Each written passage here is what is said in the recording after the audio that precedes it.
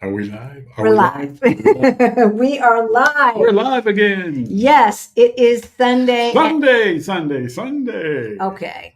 I don't know. We just had a 5.5 mile walk. I'm surprised he's got this much energy. I'm trying to have this type because I'm tired. I ain't gonna lie.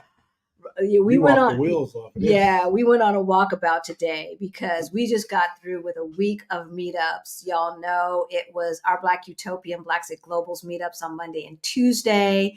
Black in Portugal had a Juneteenth celebration. Black Americans in Lisbon had a Juneteenth celebration on Sunday. And then, of course, our friends Christina and Aman, Our Rich Journey, are still in the middle of their meetups. And we went and spent time with them on Thursday. Y'all. And then we have Friday Sangria. And it wasn't a planned Friday Sangria. No, it was very impromptu. It was impromptu. With the meetup crew. We do have a Friday Sangria crew. Y'all don't get upset. But this was with the meetup crew. And so we have had a full week. Yeah. Oh my gosh, y'all. Oh my gosh. My feet hurt, y'all. My feet hurt. And here's the thing. This is the thing that kept coming up is I'm not sure that when I've got my money straight, I can afford Portugal. And it's not because it is necessarily more expensive than they thought it was. Of course, you know, most of the folks at the meetup are living as tourists. And so they are paying more. They are eating and shopping and being in the more touristy areas as opposed to where we go. But even with that, of course, it is much less expensive than most of the major cities in the United States. However, things change. Tax schemes change, yes. Prices change, inflation changes, needs change, etc. And we've heard from several people, you know, maybe I've missed the boat. And my whole thing is like, maybe this is not the first stop. Maybe not. Because for us, what was our original plan? It was to move. Oh, the original plan? Not the RV plan, the abroad plan. It was the original plan. Move to Barcelona. Well, yes. After Barcelona, it was to move to Mexico. Move to Mexico, right? So we were going to move to Mexico for about 6 to 7 months, save up even more money, yeah, right, and then come to Portugal. And when we realized that things were changing so quickly, yeah, and that they had already gotten rid of the zero tax rate for pensioners, we're like, maybe we better move a little bit more quickly. Yeah, exactly. Because that was definitely our plan. And then maybe we would be in Portugal in 2023, 2024, as opposed to 2022 as we were. Yeah. Right. Sure. And so I say that to say, don't be so emotionally committed to your plan that you don't consider other options. Yeah, you got to keep your options open. Right. And that's what we're going to talk about today. Yes. All right. So who is our special guest? We're talking to our special guest, my brother, Chris. I call him Kissy Fur. Kissy Fur? Yeah, because that's what little sisters call big brothers who are named Christopher. They say kiss. They can't say Christopher, so they say Kissy Fur, and they want to kiss him. Kissy Fur. Okay. I'm sure he'll like that. That was a cartoon too, back in the day. So yeah, so we're going to talk to Christopher, and we're going to talk about, you know, when Plan A needs to be put on hold for a little bit. Yeah, you got to make some changes, and how you can move out of the United States in a more affordable manner. Because I'm going to tell you, we're going to talk about this. We're going to talk about what it's like moving state to state versus moving across to another country, much less moving across the ocean. Yes. Right. Yes. All right. But you know, he did the damn thing. He did the damn thing. But before we get further, let's introduce ourselves. Oh, yeah, that's right. Hey, y'all. My name's Halisi. And I'm Rick. Welcome to Our Black Utopia. On our channel, we talk about travel. We talk about money and retiring abroad. We help folks who look like us. We're getting close to retirement age and forgot to get their money straight so that they can retire on time or maybe even early. Right? Early is a good thing. Early is a good thing. Yeah. So for those of you who are new to our channel, you might not know about 8 years ago, Rick and I got a wake-up call. We met with a so-called financial advisor. And he illustrated that our money looked very funny. So it looked crazy. It looked stupid. And I'm not going to say it this time. Okay. You hear that action, VJ?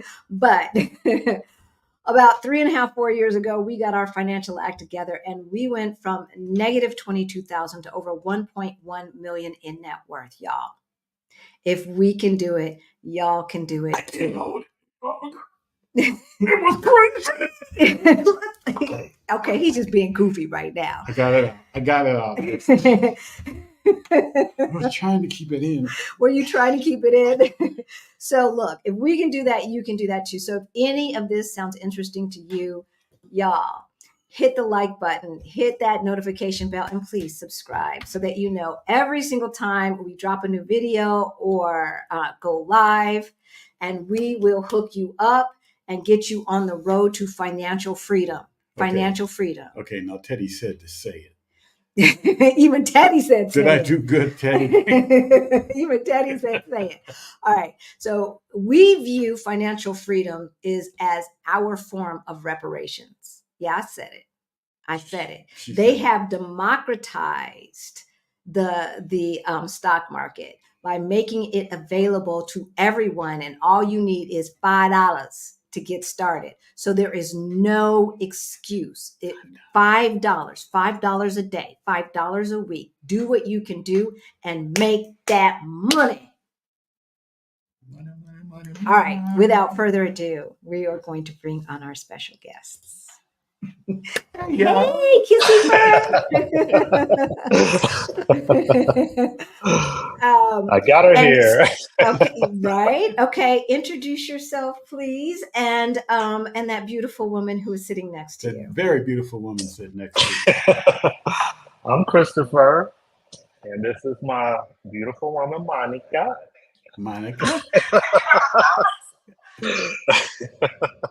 Okay, and so tell us about yourself. Who are you? Who is she? Where y'all live? Where y'all been? Okay. I actually moved here from Maryland in the DC area. I'm sorry, where's here? Oh, Maryland. Oh, here? Oh, we're in Cali, Colombia, or Helmondi. Is Cali like the city? Okay, Helmondi.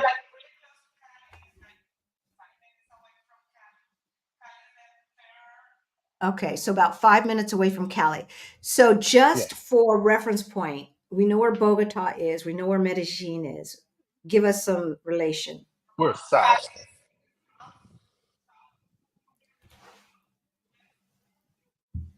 Okay, south of Medellin. We cannot hear Monica because you're using your headphones. Oh, she got the other one. Got a headphone in. She has the other one. How come it's not working? For some reason, it's not working. Wait a minute. So let's check. Let's check if you check your audio under settings, we can see what's going on there. And then in the meantime, what we will do is we will start saying hello to some of the people who are in the chat watching. And hello, Valerina. Hola, OBU. Buenos días a todos. Todos. I'm sorry. Okay. Buen día. I'm assuming that you are speaking Spanish. So I'm going to say a todos.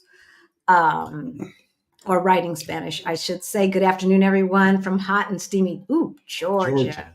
It was hot here, y'all. It was hot here. Today it was only 83, 84. I didn't really break a sweat. We walked 6 miles and it was hot out there, y'all. It was hot. So, hey, Action VJ. Hit the like as you come in and get ready to meet the world traveler, Kissy Fur. Hey, Kay Renee, I'm glad you are in the chat. Jametta is in the chat. You don't want to. Okay, there we go. Jametta. There's Jametta. All right. And Winnie B, hello, OBU family. The topic is right on up my alley. We're going to talk about, what you have to do when you need to pivot, when your plan A becomes plan B. And yeah, sometimes you've got to make different choices if you want to get out of the matrix ASAP. Hey, Helen, happy Sunday to you too. Hey, Pinky. Pinky's in the house. Monica. Another Monica. Hey, everyone. Good to see you. Tanya is in the house. Actually, That was that Monica.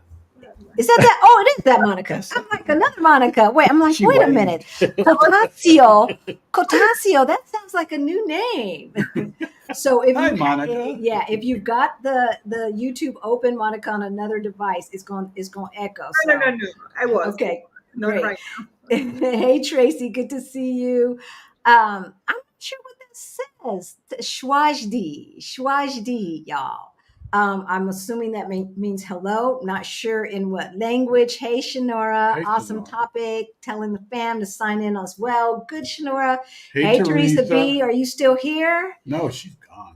Are you gone? Yeah. Oh. Congratulations on your son's graduation. Yes. Oh, that's right. That's Yes, right. she Hey, made it home for Venus. the graduation. Good to see you again. Boa noite. Shara is in the house. Profess LCH, baby. We got to get you out. We got to get you out. Bobby's in the house from Colorado. I have missed you in the group coaching for Beyond the Bling. We've got a financial education course for late bloomers. And, some folks be paying the money and then don't be showing up. Chris, what do you think about that? Like, what they doing? What are they doing? Hey, Helen. Right? They sleeping. Hey, Imani. Hey, Imani. It was good seeing you the other day. The ABX girl's in the house. Shaquan. Hey, Shaquan is in the house. Killer Queen. Killer Queen. Looking forward to this. Black Widow. Oh, and Killer Queen. You might want to look at some of the folks who are in the OBU community. They did a whole tour of the Seychelles area. Yeah, they did a tour. And they sold these people. Like we've got some people, Chris. I thought we were getting them into Lisbon. They're like, oh no, we moving to the other side of the river. Some of the OBU family did some little mini tours with the meetup people. Oh. And sold them on Seychelles because Seychelles is about 30 to 40% less expensive than Lisbon proper. Yet it's just a 20-minute ferry ride to the city center. And you're right there at Timeout Market in 20 minutes on the ferry, right? So yeah, right. Like the Timeout Market, across you remember the Timeout Market down there by the Yellow Square? Oh, the Pink Street? By Kaiso Day? Yeah, it's across the street. In that area. Down the street from Kaiso Day. I stay right across from that. It was a cafe called Copenhagen. Okay. I stay actually right there, Pink Street. They got some good soundproof windows there because we live right on the street with Pink Street. Couldn't hear nothing. Wow. Really? Wow. Yeah, couldn't hear nothing. So for those of you who don't know, Christopher was here last year on a semi-scouting trip and went to Our Black Utopia's meetups. I think did you go to April or June? April. It was April. Okay. So we have partnered with Black in Portugal for that one. And it was a good time. We hung out and had a good time. Jess is in the house. Igami's in the house. Dion Marie. Mike just is back. Good to see you in Mike. The house. Vanessa Ruiz. Hello. Yes. Hey, Thank you, Teddy. Retirement is good. Retirement is good. She got her 3-hour massage already set up. Wow. Blacks in Global is in the house. Hey, Sean. We had an amazing meetup. And y'all, Soul Kitchen and Bar hooked us up. The boat folks were great. And, we always try to have our event at Black-owned businesses. And Soul Kitchen and Bar is a Black-owned business owned by an Angolan Portuguese person. Hi, KB. And, y'all got to check it out. If you come to Lisbon, Soul Kitchen and Bar. Soul Kitchen and Bar. Hey, Yakota. Hey, Yakota, are you still here? So Yakota and his husband were on the other side of the river. I saw them. They went to the Seychelles tour. Didn't nobody invite us? but I saw them. Somebody took over. It seems. Right. Thank you, Teddy, about the haircut. Thank you. All right, Lori's in the house.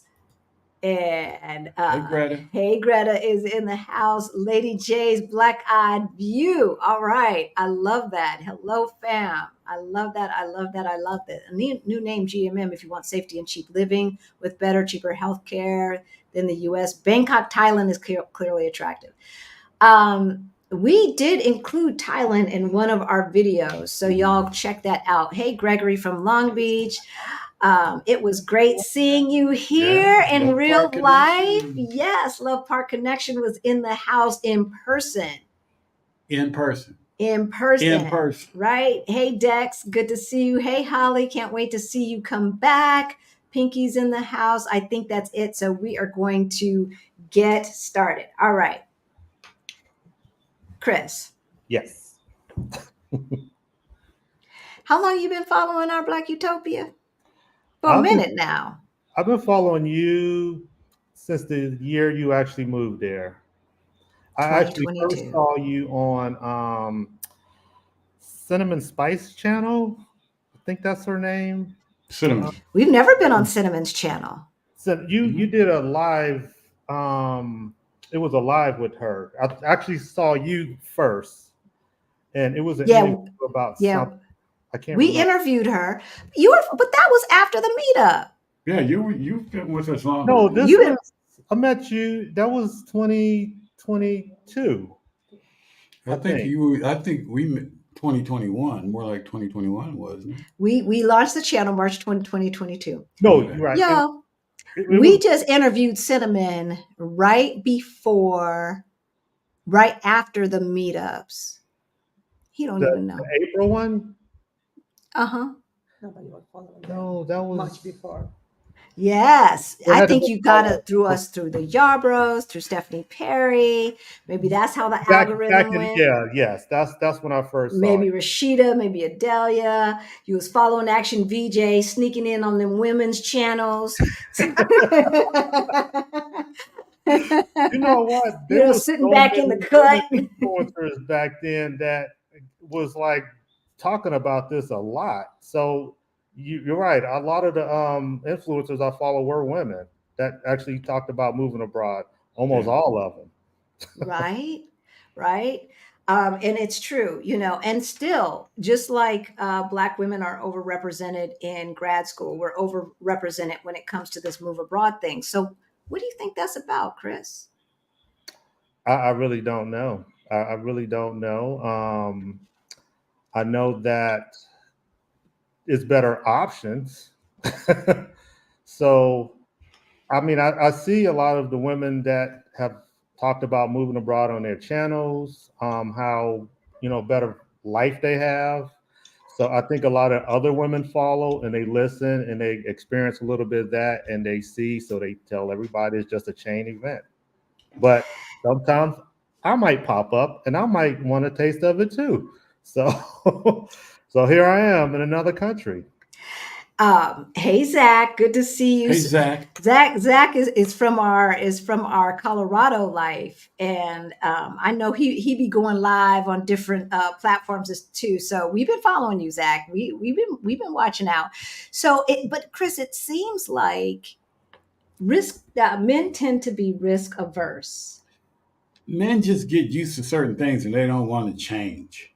They don't care for change as much. I can't say I'm that way, but then I got a woman and just ain't gonna sit still. She ain't. It's sometimes I can't relate to certain things because I've been wanting to move abroad for a while. So actually, even when I was working, I would try to, I might throw the idea up to people, friends that I know, just to maybe get them to look into certain things, maybe get influenced, because that's how I started.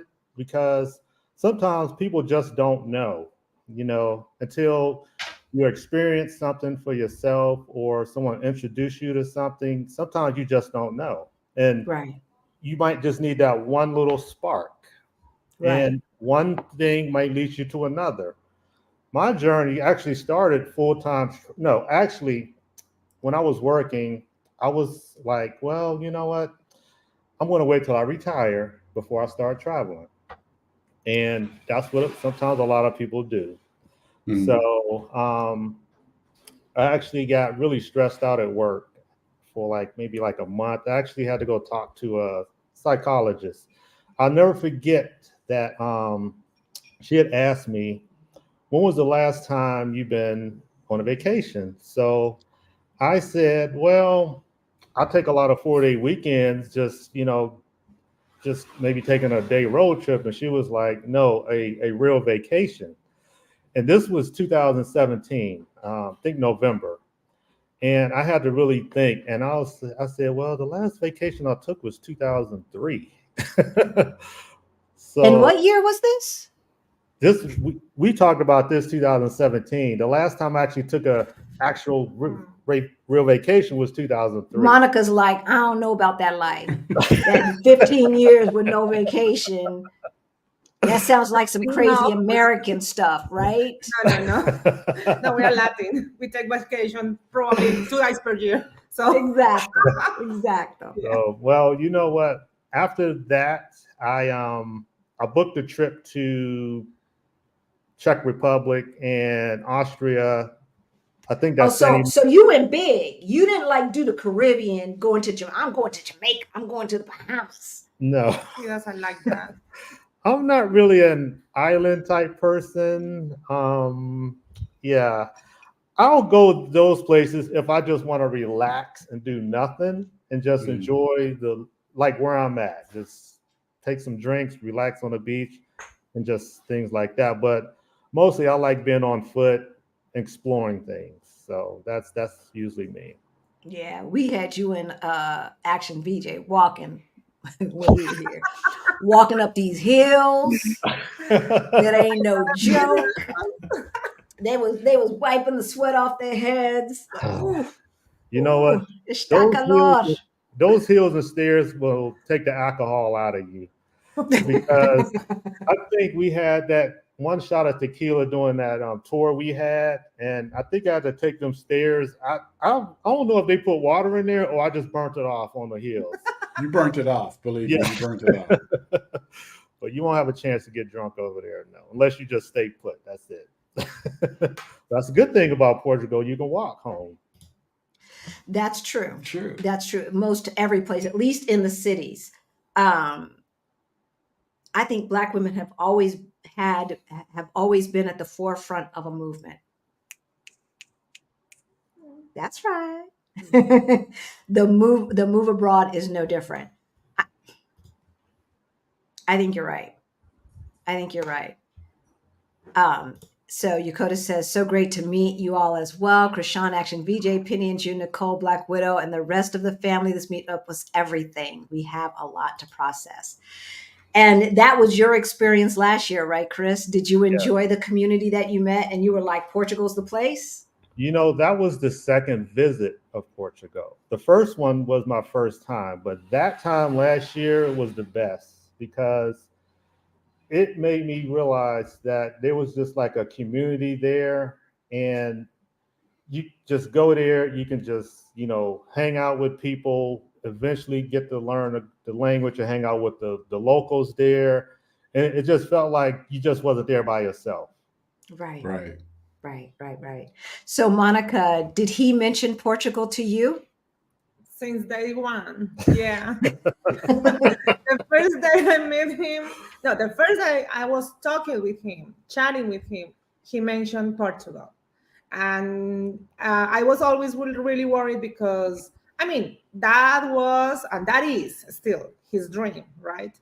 And I am 100% with that. We just need a little bit more of time to make it. But for sure, yeah, I hear a lot of Portugal, and I am really excited also to do that with him, right? So yeah, let's wait to what happened. Teach him Spanish in the meantime, Monica. I'm trying really hard. And what other language do you speak? Portuguese, a little bit. No, not too much. A little bit, because I live in the border with Brazil here in Colombia. Brazil. Yeah, so I can understand a little bit Portuguese and I can communicate, like no dying in the attempt, you know? Okay. Yeah. Yes. So she's coming always. Yeah, she's always be with me coming there. I'm stuck with it now. Yeah. I don't care what anyone says. For me, studying Spanish first, which, growing up in Southern California, Spanish was always in my ear from as early as I can remember, right? Mm. And so Mexican Spanish, of course, and they talk. My tutor, right? and every Spanish speaker that I know, Monica, from Mexico, they admire the way Venezuelans and Colombians talk. They say, "Oh, they sound so educated," and I was like, "Well, I can't hear the difference, of course." Of course. But I suppose it's the same, and we understand when someone is more educated that is speaking English than less. So yeah, I've heard that over and over and over, that they love the way Venezuelans talk, they love the way Colombians talk, and go figure. I always told Chris that we spoke the same language, everyone in Latin America, right? But even if we speak Spanish, sometimes we don't understand some words from other countries because they are so different, so different. Some things that have a meaning here in Colombia is different in Mexico, El Salvador, Panama, right? So how about Peru? And Peru also, of course, is really different. No, you know what? You know what is the most different Spanish? Cataish? Don't they say cataish or something like that? No, cachay. That is Chile. Cachay. That is Chile. Chile. Yeah, that is the most difficult Spanish for me. Okay, like a Spanish talking person. Oh, it's so difficult. They have like crazy words. Cachay? Okay, we're having a Spanish lesson, guys. I'm sorry. Yeah, I didn't mean to get off on a tangent. I just got to learn one. That's it. And which is one? Which one? Spanish. What words? No, I was thinking you were saying. No, I just need one country's language right now. Okay. The phrase that you need to learn is "Yes, my love." I know he knows that. How yes, my love. He always reminds me of that one. See me or more. Good. Good man. Good man. Okay, so it was Portugal. What happened? What happened was I do pay attention to things I see and hear, but I'll listen to your channel all the time. So you are like the best source of information to me in Portugal. So when we met, because she was from Colombia, and we got together as a couple. So I really started thinking of an opportunity for both of us. So that's why I brought up Portugal to her, and she was excited, almost more excited than I was. So I just started going to I think a lot. I'm an overthinker a lot. So I just started thinking, well, you know what? Maybe this is actually a better stepping stone to get there. If they're saying that it's the rise of apartments or accommodation is going up, and Colombia seems to be a cheaper place to live, well, maybe that's a better option to save up. And maybe in 3 years or so, use that as maybe a down payment on accommodations just to keep that low, at least that part low. So you decided that Colombia would give you an opportunity to save more money than it would had you all stayed in the Northeast area, Washington, D.C., Maryland area. No. Portugal was on my list for this year when I actually retired, which was 2 years ago. It was on my list. Okay. But once I started really thinking about just directly coming there, I don't think that would have been a great idea. Now, when we met, it made me think a little bit more about that.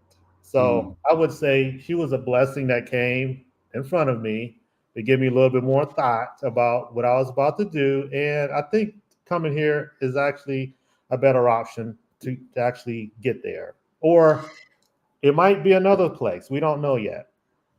But either So, way, it's going to require money, regardless. it always requires money. So, so y'all were thinking about buying a place here in No, Portugal? no, just renting. Okay, just renting. So how much money do you want to have if Portugal is the place? How much money do you want to have before you make that move? I haven't really. If you don't mind saying, and no is a complete answer. It depends on when we're actually ready to make that move and actually to start looking, researching like the real estate market and figure out what's available. The dynamics of Lisbon might change by the time we decide to come there. And it If you might go not be a Right. there. place we might not want to go to. It might be overcrowded. The prices might go up. We don't know. But what we're going to do is just maximize our Or savings as Yeah. savings. much as we can. And at that time, then we'll decide what's best for us. Whether it's going to be Lisbon, whether it's going to be Portugal, maybe it could be Spain. Yeah, we're talking Yeah, about we're talking Spain about that also, also. Madrid or Yeah. Barcelona. We don't know yet. Yeah, Spain's trying to compete with Portugal, but they can't. I For don't sure they don't. no, I don't think they can.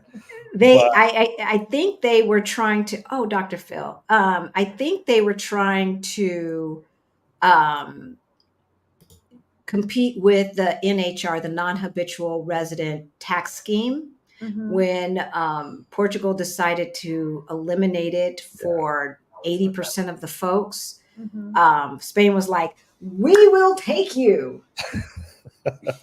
We will take you," Yeah, I and mean that news came out right after they announced it. they didn't waste They didn't any waste any time. time. Right. And Monica, you might know that folks from Spanish speaking countries get an easier pathway to residency in Spain. Yeah, yeah, we do. Yeah, but still, I mean, that is only a thought. We are just thinking about that recently because the benefits on Spain that they are showing to everyone, right? But yeah, I think Portugal is still a really nice option. We just need to settle like our common, like a budget to be there, Mm.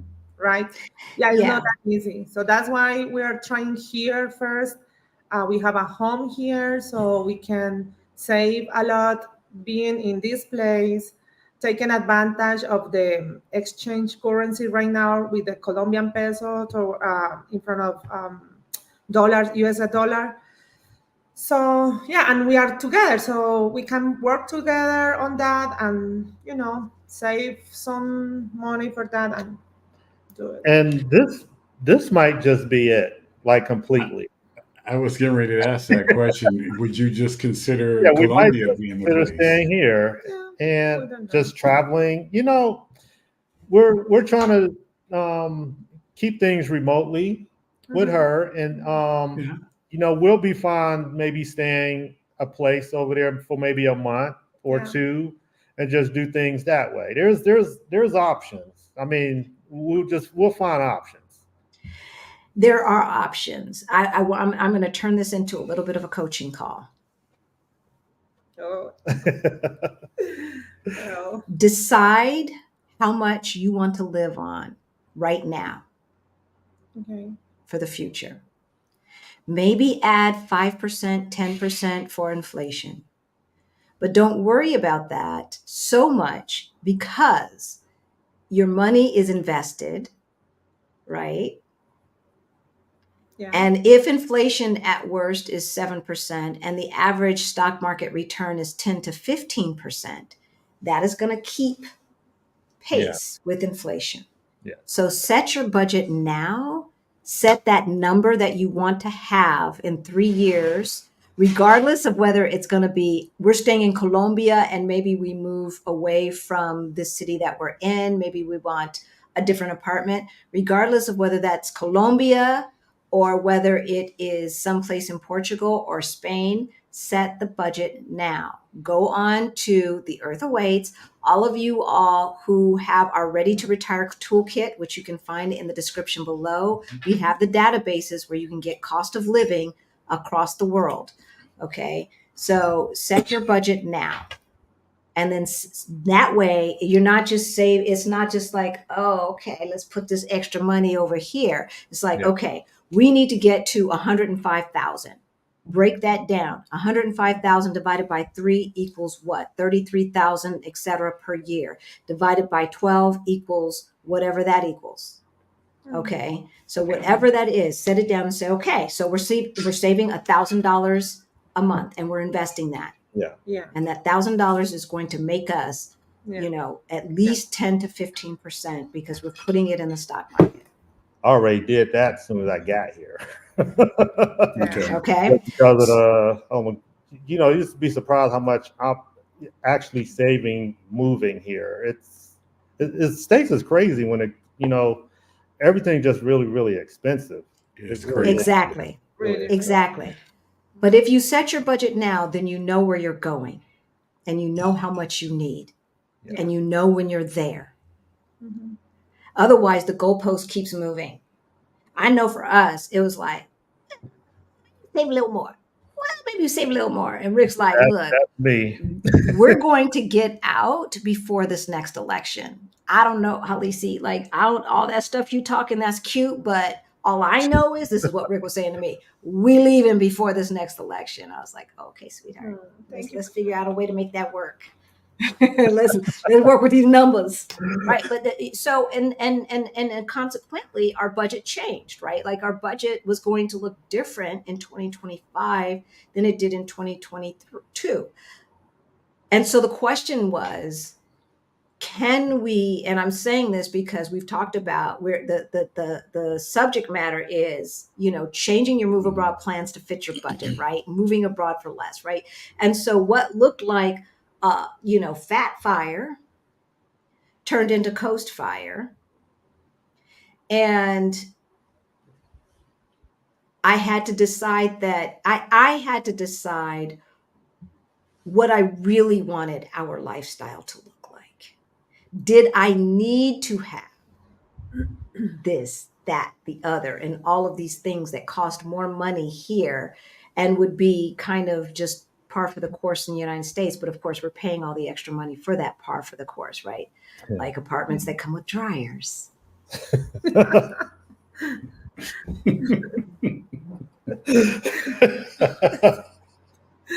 I could get an apartment that comes with a dryer, and for the privilege, I would have to pay no less than €2,400 more per year, right? 200 or so more euro per month, right? For 2 people. Now, if I had a kid playing sports and dirty clothes and all that all the time, maybe, right? But do I really? Like, is that so important that I'm going to stay in the United States to make more money so that I can have a dryer? Yeah. Let's see. Dryer freedom. Yeah. And sometimes there's a little bit more stuff that you might think about. Next, you got like a extra $800 you committed to, and you're stuck. Yeah. Yeah. It's like getting that new car payment, and 2 years from later, you like, I'm ready to leave this job or whatever it is. You're like, Exactly. I got I only paid interest for the first 2 years. Yeah. Now I'm stuck. I don't know how to. And you might still be upside down with that car. Yeah. Right? We stopped buying new cars back in the early part of this century. Oh, yeah. I think our last brand new off the showroom floor was 1998. I actually, a year before I retired, I actually bought a new vehicle. And it might have been some stupid reasons. One, I didn't want to deal with no maintenance. So I wanted a fresh warranty. It was a retirement gift. I was But going to say you're rewarding yourself, weren't you? yeah, I'm rewarding somebody else, actually, whoever is getting my money. Talk it. Talk Yeah. it. So after I really started thinking, well, the good thing is when I sold it, I actually got some money back because I guess where I Okay. decided to move to, I didn't do a lot of driving. So when I sold it, it literally only took like 3 days. I sold it right to CarMax. They gave me a little bit more than what I owed on it. And at least I came out ahead, at least. Okay. Even if I didn't, I still would have saved money getting rid of it anyway. Exactly. But unfortunately, we have had coaching calls with people who are upside down. Yeah. And that is what was heartbreaking. It's like, okay, you need to get out of this $600 car payment. And that's how much mine was. You need to get out of the $600 car payment. Yeah. And oh, by the way, that $40,000 car is now worth $35,000. Maybe. Wow, maybe. Yeah. Yeah. So it's going to cost you to get out of it. Y'all. So why did you really buy the car, Chris? That was the reason. I didn't want any car problem. I don't like dealing with things. That's just my personal. I don't like dealing with problems. So if I got a new car and I wasn't going to be driving that much, in my mind, I wouldn't have to be dealing with car maintenance too much. And if I did, it was on a warranty. Hmm. And but you didn't do the ROI. The car before I had that gave me a lot of problems. Talk to me about the money. What kind of problems? How much did the problems cost? The problem cost me $1,300 to get a leak fixed in my last vehicle. And when I took it back to another place, because I was still having the same problem, they found out what the problem was, but they had to take the turbo out, which they said was going to cost as much as buying another one. So they wanted me to buy another turbo. So I would have wasted like $2,600. Wasted. Well, okay, that's $2,600 plus $1,300. Yeah, no, it was $1,300 to buy the turbo, and I was still having a leak in there, so I took it to the dealership. So they right, but the first supposed fix was $1,300, right? Yes. And then they said, okay, another $2,300 to do it the right way. No, the cost to remove the turbo just to get to the leak was the price of the turbo. So it was basically another $1,300. So that's why it was $2,600. Okay, so let's just say that. Yeah. Now let's add up 600 times 12. Look at that. Oh, geez. You have to actually, that 600 times 36, actually.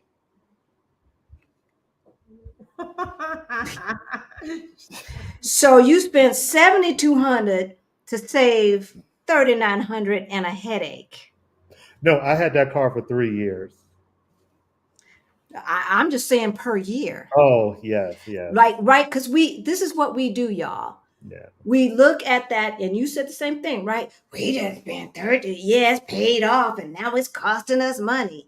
Yeah, but is it costing us $7,200 a year? Are we now spending $2,000 in maintenance to save $7,200 plus the lower insurance fees?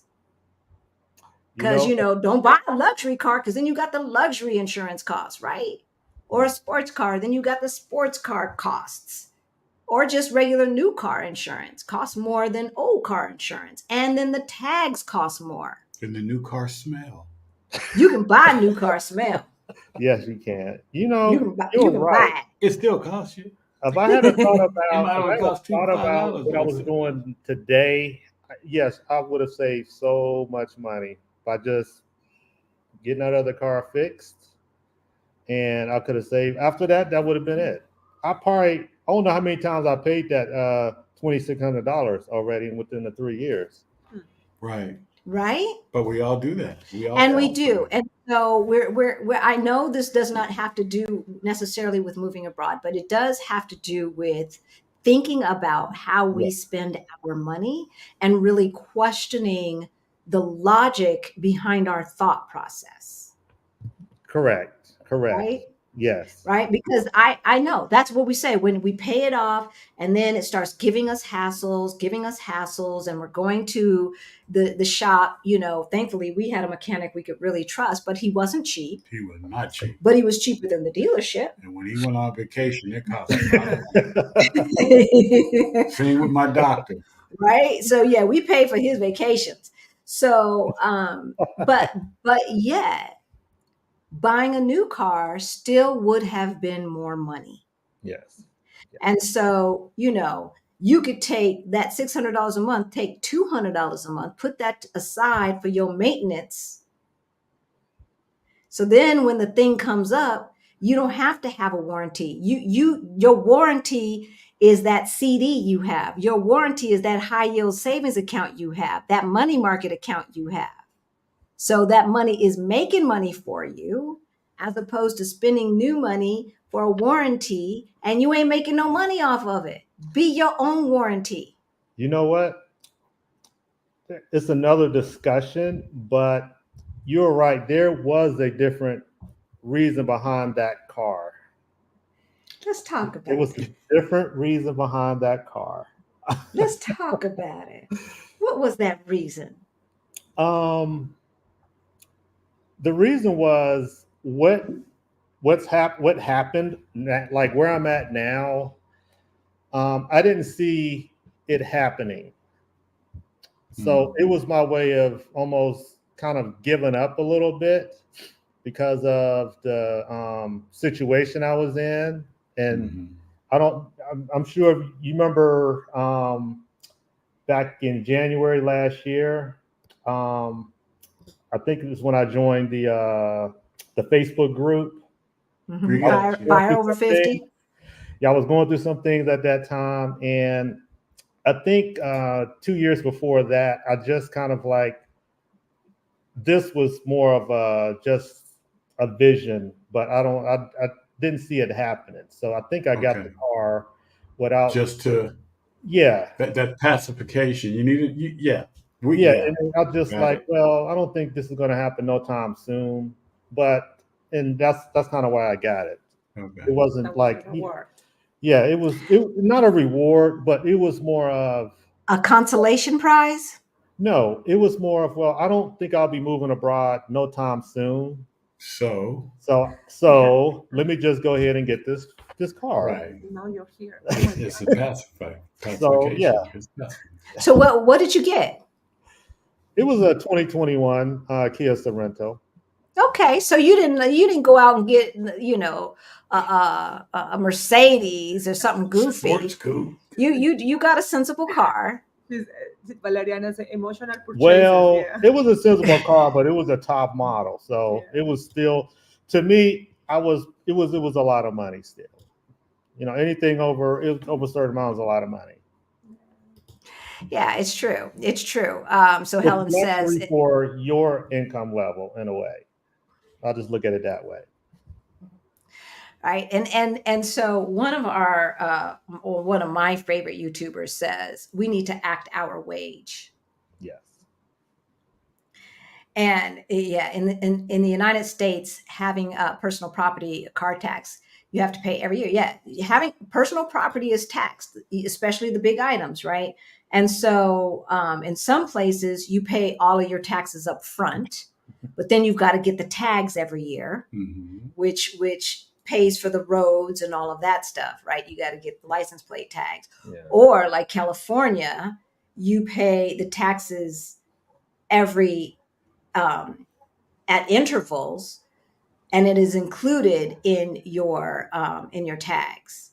So either way, you pay It's like property tax. You could pay for the car outright. You still gonna be spending money paying taxes on it via the license plate tags, just as if you paid off your house and you still have to pay property taxes, right? Like the land is never yours. It I is think never Virginia yours. had something. When I used to live in Virginia, it was some tax you had to pay every October on property. I know at that time, only thing I owned was a car, but I still don't like paying it. I'm like, didn't I just pay this when I purchased the vehicle? Right? Right? One thing that kept me out of Virginia actually after that. So let's talk about the move to Colombia. How long did it take? You didn't see the look Monica gave you. Well, let's see. Well, what happened was. It was not that bad. The whole process, I mean, I looked at all the research, I listened to people. I don't never pull a trigger until I get all the information that I can absorb, until everything starts to look the same. So I'm like, okay, this must be the way to do it. So I decided to do it myself because I even joined some Facebook groups, but when you ask one question, you get like 10 different answers. And everyone's conflict each other. So it's like you don't even know what to go by. So I just said, you know what? I'm just going to go to the consulate website in DC. And I went exactly what they had listed. And the good thing when I applied is I applied in basically Washington, D.C. consulate. And it made it easier because depending on where you live at, you have to go by that consulate. And if you might have to mail them, you might need questions. And it's just easier for me because I can just go to DC. It's like maybe 50 minutes or an hour drive. I really didn't have to go there at all. Everything is done online. You need a criminal background check. Check. You need health insurance that's going to cover you in Colombia. You're going to need a medical certificate. Basically, the doctor's telling you, you don't have any mental or health, physical ailments that's going to basically prevent you from living well in society. So that's interesting. So they're requiring, so only healthy people get to go to Colombia. But I don't think it's because of that. I think it's because our health system is strong. It's a strong health system, right? So most of all attentions, they are like kind of free, right? So probably I think I am a nurse, right? And I work in public health. So I do know that they just want to prevent that a lot of people, foreign people, come to the country and just take advantage of the system. That's it. Right. So Right. I think it's logical, right? So when I thought that, I was like, why is that? But no, it makes a lot of sense, of course. If it's most of the process of the attentions, they are free. So if I live in the United States and everything is so expensive there to get whatever you want to get, so I can go to Colombia and just say I'm going to live there 6 months and that's it. I'm going to dental or whatever. So yeah, I think it's because of that most. And yeah, interesting. Also, I think it may be because of military veterans also. A lot of them, a lot of military veterans, they have PTSD and mental health problems. Yeah. So they don't want them also to be a burden on the healthcare system there. So I think that's something they added, I think maybe last year, as far as the visa requirement. It wasn't always. 2022. 2022. Yeah. Interesting. I wouldn't be surprised if some EU countries start asking for that. I mean, we have to have health insurance, private health insurance, even though we get a public health number. Is that what it's called? Yeah. SNS. Yeah, public health number. And we can use the public system. We are expected when we go to our immigration appointment to have private health insurance. But they're not saying, and you better not have any medical health problems either. They're not saying that part yet. No, and they are not going to tell you that, I don't think. Yet. Well, they'll say it by requiring the doctor to give you some kind of clearance, right? And I wouldn't be surprised if that I starts wouldn't think happening. that's far off. Right? Yeah, exactly. Okay, so you have to have FBI background check, you have to have private insurance, you have to have medical clearance from the doctor. What else do you remember? Well, I applied for the retirement. It's not FBI background; it's just background check, and I'll explain that after. You have to have, because I did the retirement visa, I had to show proof of my pension. Okay. Whatever income you have is retirement, whether it's Social Security or whatever. Do you remember what the amount is? Yes, the minimum? it's 3 times the Colombian minimum monthly salary, and I think it was around. I think right now it's $1,000. 1,000. So they make $1,000 a month. So you had to prove No, 3,000 it's a 3 month. times the minimum monthly salary. So 3 times. Actually, is this right now? This is the monthly right now. Okay, so that times 3. Yes, so just around 1,000. Yeah. So that's the minimum you have to make. Okay, And not too much more than here. no, it's not. Now the medical insurance, that's kind of tricky. That's tricky. There's requirements that you need to have in your policy. You have to have like illness, emergency, death, repatriation, maternity. If you're a woman. As well. Oh yeah, and some other things I can't remember. Those you have to have a certain. They have to meet certain things. Okay. Yeah, and travel. Well, I think it was either you had to have. See, this was the confusing part. It said you had to have insurance that will cover you in Colombia, but you can't get that insurance until you're there. You have your car hurt, right. Or travel insurance that will cover you in Colombia. I guess basically you can have a travel insurance that cover you in a whole bunch of places over the world, but it has to have those list of things. Right. There was a big discussion in the Facebook group. So the one I have is travel insurance. Okay. So it will cover me there. But right. It's not cheap. It's not cheap.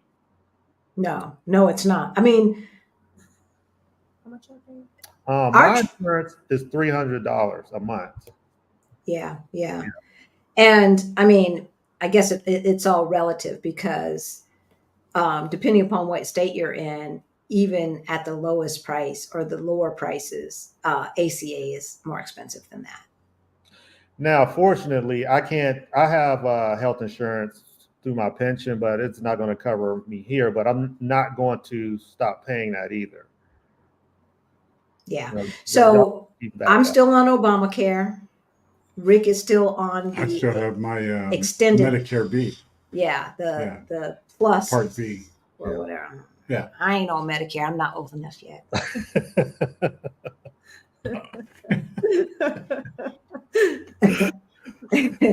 But yeah, so we still pay for all of that because it's less expensive than paying for travel insurance when we go back to the States. Exactly. Yeah. Yes. That was our thought also. Yeah. Yes. It's much better. Like, somebody's on some drugs around here. Yeah. Right? What are we doing? What are we doing?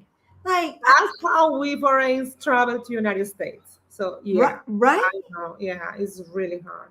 Mm-hmm. Last time I checked Safety Wing, it was like $600, $700 for the month or for 3 weeks. It's crazy. I looked at them. They were just $9 more for the same policy, and for like the same setup I got, it would have been $9 more than what I'm paying. For the United States or for Colombia? United States? For Colombia. Oh yeah. United States is the one that's out of control. Like no matter what travel insurance. Do they even cover you? They will, but you gotta pay. Oh, yeah, they do have. Yeah, they cover you if you're a resident in the States also. Yeah, but yeah, you got to pay though. It was less expensive just to keep Obamacare. Like a year's worth of Obamacare was cheaper than 1 month worth of travel insurance. to the United States. Yeah, it don't make sense. If you have insurance in the state, make no sense getting rid of that just to pay more to cover you. When you go back, Yeah. especially if you've got it through ACA, Yeah. exactly, or Medicare or something like that. If you're paying $1,200 a month, no, don't keep it. Yeah. Because we know some people who are paying $1,200 a month. Okay. I know you wanted to ask this question. I can't read your writing.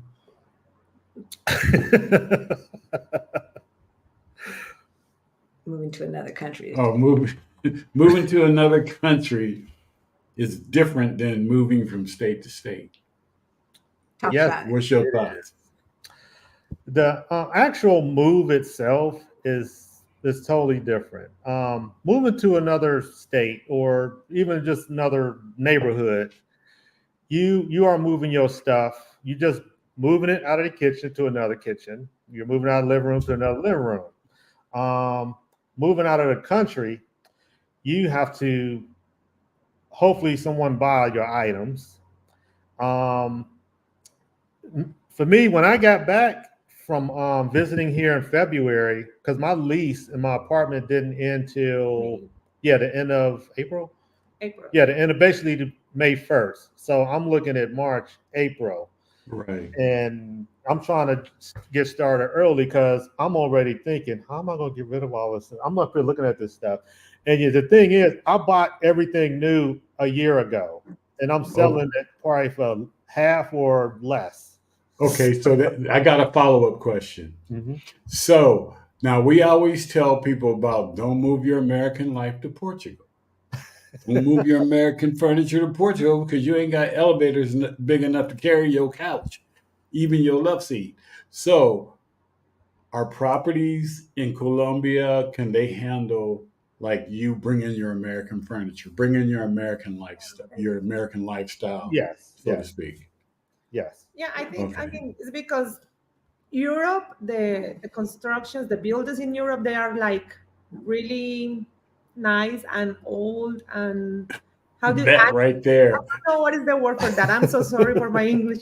But here in Colombia, I mean, we are poor, but we have like the constructions, they are a little bit wider, with Okay. more space, you know. So yeah, they can handle. It's easier. Okay.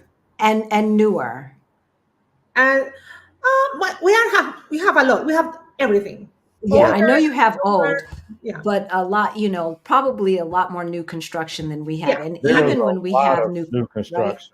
He's and like, even when we have new construction, they're still small because I mean Portugal, I got it there. So my Spanish tutor showed me this map where you can take a place and move it over another place to see how big it is in comparison to someplace else. Right? So you can grab the country and like move it to the United States and say, okay, this is about as big as Ohio or something like that, right? Portugal's small.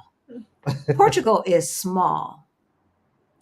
And Yeah, it was the size of New Jersey or something. I think it's bigger than that. I think it's bigger than that, but I'm not sure. Like you can drive from one border to the next in less than 10 hours. yeah, it's a small country. I know. It's small. So, right, everything. So, even when they do have new construction, you're not necessarily getting 2,000 square feet. And it's not a lot of space to build new construction why. there. Yeah. Yeah. I think you'd have to move Oh, into you the got to go up. interior of the country. Yeah, you go You'd have up to or move you into the interior of the country. exactly. Just like Spain has a lot of space, but it's all further interior than, like Yeah. Barcelona and the outside cities. Yeah, and I think that I okay. Before I get into the way that Europe constructs cities, even as they build out, is just so much smarter than what they do in the United States. I've got to give a shout out, Dr. Phil. We haven't seen you in a while. Hey, Dr. We Phil. miss you, and not just your donations. We miss you. Thank you for the super sticker. From the Bay Area, y'all know that our super sticker, super chat money all goes to our scholarship fund for Beyond the Bling, the financial course for late bloomers. Information for Beyond the Bling is in the description below. Thank you, thank you, thank you, Dr. Phil. We always, always appreciate you.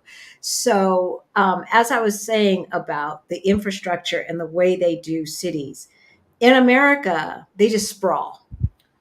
As opposed to building up, instead of building density, where you can have an efficient public transportation system, because if there's density, right? They just keep going out and out and out and out and out and out in the suburbs, and now the city, now the suburbs of the suburbs of the suburbs of the, you know, Yeah. I don't know, like Nobody's what Yeah. country burbs, suburbs, city burbs, I don't know. But they keep moving out. So you have to have a car. And then you just drive your car as close to the city as you can and you park it somewhere. You're paying all that money to park it somewhere, right? And then you get on public transportation if you live back east or in some cities to get into the city center, right? That's just stupid. What they call that? Opportunity cost? I forgot how it is. Like Yeah, it is an opportunity cost. You move out there, and the opportunity cost for moving out there and still having to work in the city center, you've got to add that in. It's time, it's money, it's gas.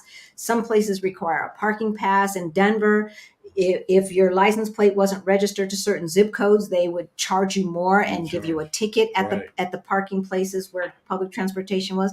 It's goofy. Yeah. It is goofy. And not only that, they don't think about, and this is why it is so expensive to live in America. They do not think about how you maintain that infrastructure when all you have in the burbs are shopping malls or shopping centers and housing. You don't have any factories.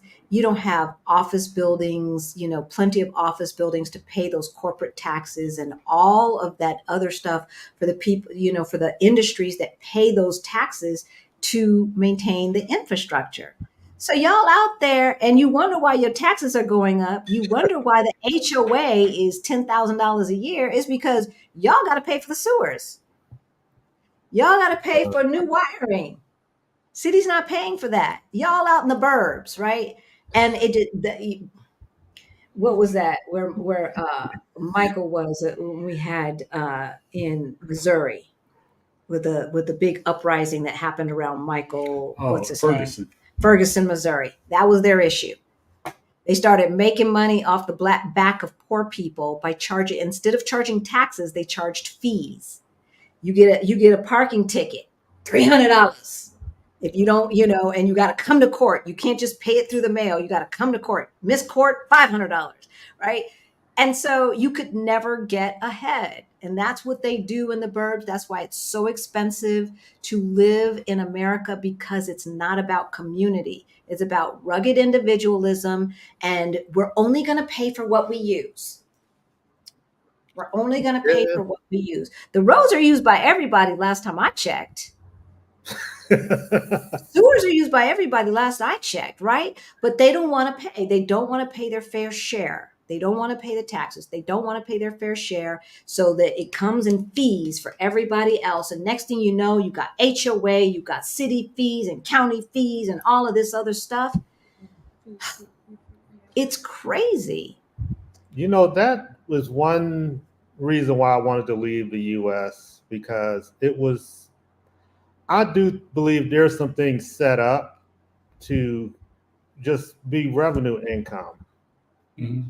And yes, sometimes you don't have to participate, but it's going to make things difficult sometimes for you. It's like they built all of these, like in the DC, you got the Beltway. Then you have Virginia, you have I-66, 95, and they built more constructions. They widen the road, but they make it into a toll road.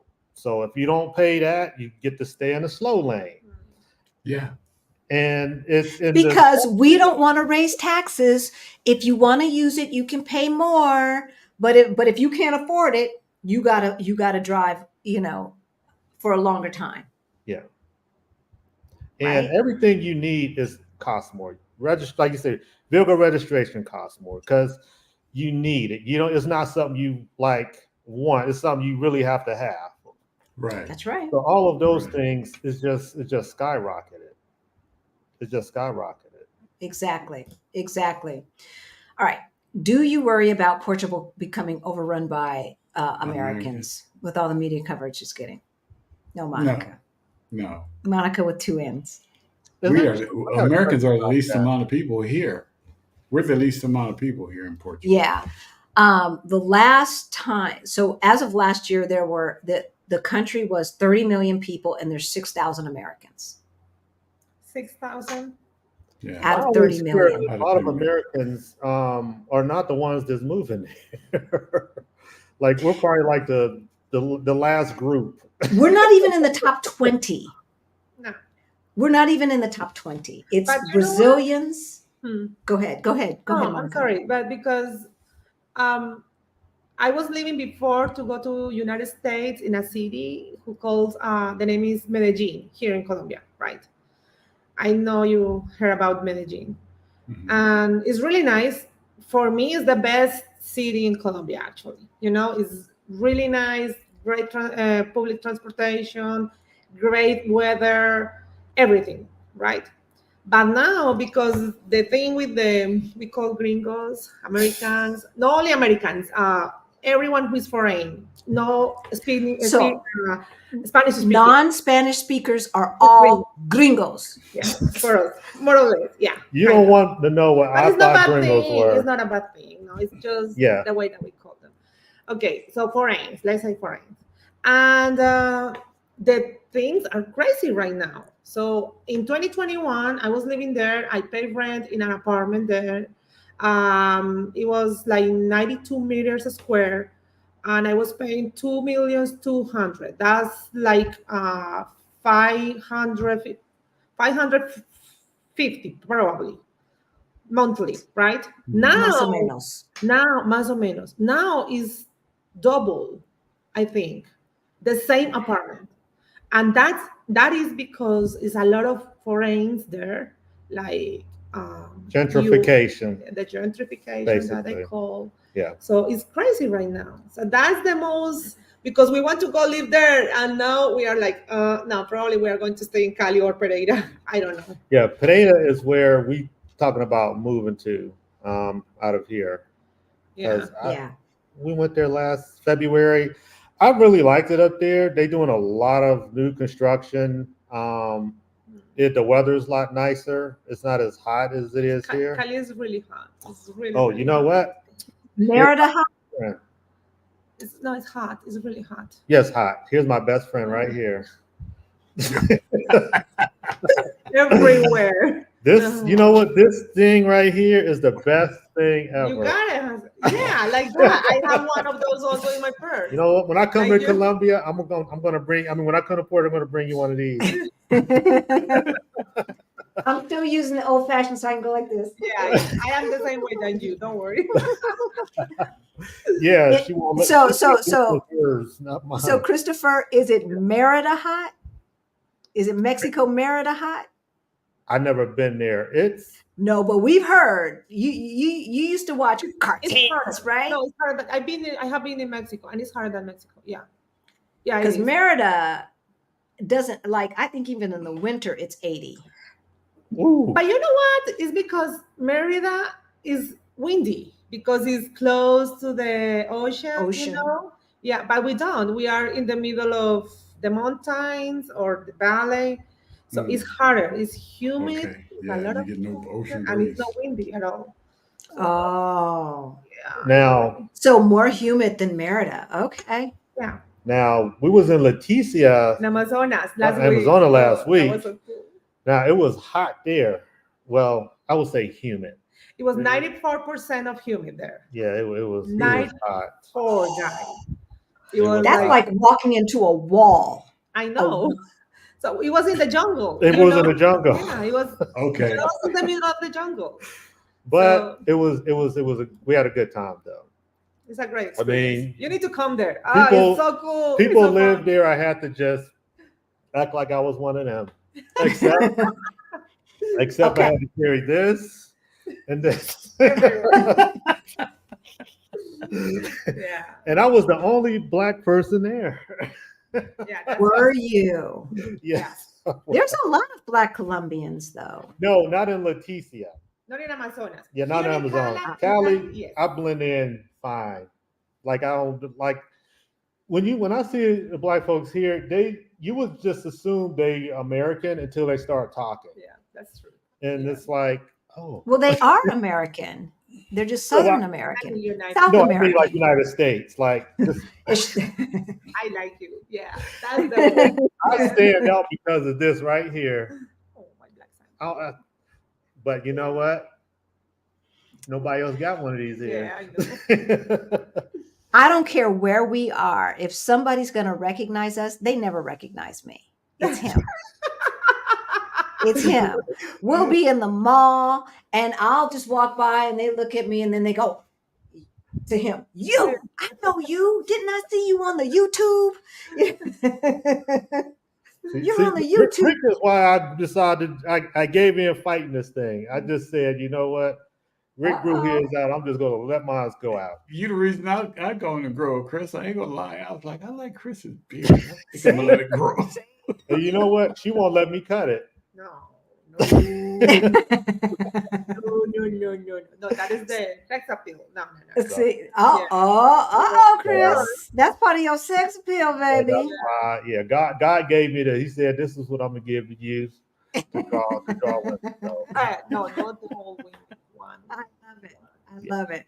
Killer Queen's trying. Okay, so you finally broke down on Seychelles, having your tax consultation. Y'all, when you think about moving abroad, before you move, understand the tax implications of where you're moving. Just do it. If you don't know someone, get into the Facebook groups. And if it's Portugal, call us. But otherwise, get in the Facebook groups and ask people for recommendations to talk to someone. Be willing to pay for that consultation so you can understand what your real budget is going to be. Great job, Killer Queen. Great job. I wanted to go. Oh, go ahead. Go ahead. No, go ahead. I wanted to go back to the move when you was asking the differences. The difference also moving abroad is you have to change a lot of things. I'm still dealing with like address changes, almost an address a change. You have to do all your credit cards. You just got to do a lot of stuff, and some things you don't even think about. You got to cancel subscriptions. You have to figure out what you're going to do with your mail. For me, I got a mailing service with this company called Escapees in Texas, and I use for packages Caribbean shippers. I haven't had nothing shipped yet from either one of them, but I do have packages going there. I'm not going to ship just one item at a time. I'll just let things build up and just send it in one big bulk. So right. I'm not sure how much the cost on that's going to be, because just having friends and family handle your mail is something you don't want to do. You don't want to put that burden on them or anything like that. And the mailing service, you can have them scan your mail. You can give them the option to open it. They'll scan it and send it to an email, and then they'll ask, do you want them to send it to you or destroy it? And it's as simple as that. Right. And what mail service do you use? It's called Escapees. It's like for RVers, expats, me, people that live or move like often. They're just not in one place all the time. And how much do they charge for that service? There's different packages. I pay it was $200 and I think $39 for the year. And I had to pay $100 for the year for the scanning service. And they kind of nickel and dime you. I pay that for the scanning service, but they also pay you each scan. It's like 50 cents. And you pick the package based on how much mail you think you're going to be getting. You might not get a lot. You could pay monthly if you want to. You can pay for a bigger package. I'm not expecting, most things I get anyway is coming through my email. So I didn't really pay that much for a large package. Every bill that you get, you should opt for electronic Yes. services. Not even if you're not moving abroad, Yeah. because the easiest way to steal your identity is to steal your mail. Yeah. If I got mail, I was wondering who was it from because all my mail was electronically. I'm like, what's this? Is Yeah, right. They're trying to get you to get another credit card. Yes. Right? They're trying to get you to get another credit card. That's what that is. Oh, I love credit cards. So escapees and Caribbean shippers. We have our son handling our mail. And I get notices of what we get. So USPS, they send me and let me know what's coming. But you can't get that service everywhere. Like I tried to get that USPS service for my mom in LA and dad, and at that zip code, they don't do it. Oh. You talking about the informed delivery? Yes. Where you Informed scan your delivery. mail? Yes. And so at least we can say, okay, Jabari, look out for this. We're expecting this credit card, or we are expecting this, from whatever. So, so we do have that option, but at first, let me tell y'all, we went back that first July after only being gone for 4 months. Yes. And he had a big, huge Tupperware full of our mail. Oh my God. Talking about, I didn't know what to do with it. Really? You didn't know what to do with this one that's addressed to you? This not even addressed. You got me looking through your mail. Yeah. So any more, it's Up here. if it comes from the IRS, the federal government, if it comes from the state Or the city. or it's a credit card, and they always send you an Right. email to let you know you have something coming.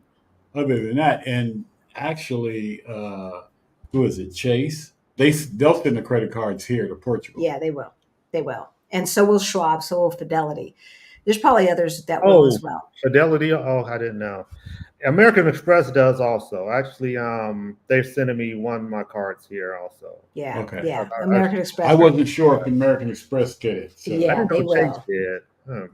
Yeah, Chase will send it to And you. Fidelity was tripping for a while, but I know someone who got their card sent here. So, so I don't know if it's hit and miss, depending upon who you talk to or not. Yeah. But yeah. And even Chase was great because the credit card that I had, a credit card got compromised. Yeah. And they let me know. They stopped it immediately, closed the account, and they sent me a replacement card like damn near overnight, which I was shocked coming to Portugal and getting an overnight package from Chase. I know they spent a lot of money for that. Yeah, they did. I got a little just tip for people who don't know. Most of the credit card apps, and this is just for people who may have a lot of travel cards that's living overseas, you can lock those cards. Oh, yeah. You can lock them. And lock your credit. You can lock your credit. Lock your credit or freeze your credit. Yeah, put a freeze on your credit. If it's because it's not that difficult to unfreeze it. You can unfreeze it for 5 minutes. Yeah, you can unfreeze it for 5 minutes and Get turn this it right done back and on. Turn it back on. Yeah. But all of our credit cards that we don't use are locked. Yeah. So no one Now, can. You got to remember to unlock them when you're going to decide to use a specific one. Like me, I'm up here like, how come this thing ain't working? Then I look at my email. Yeah. I see 5 emails. Attempt on this card. Like, oops, forgot to unlock it. I forgot about that. So, what other differences did you notice moving from the difference between moving state to state or city to city versus moving from one country to the next? Anything else?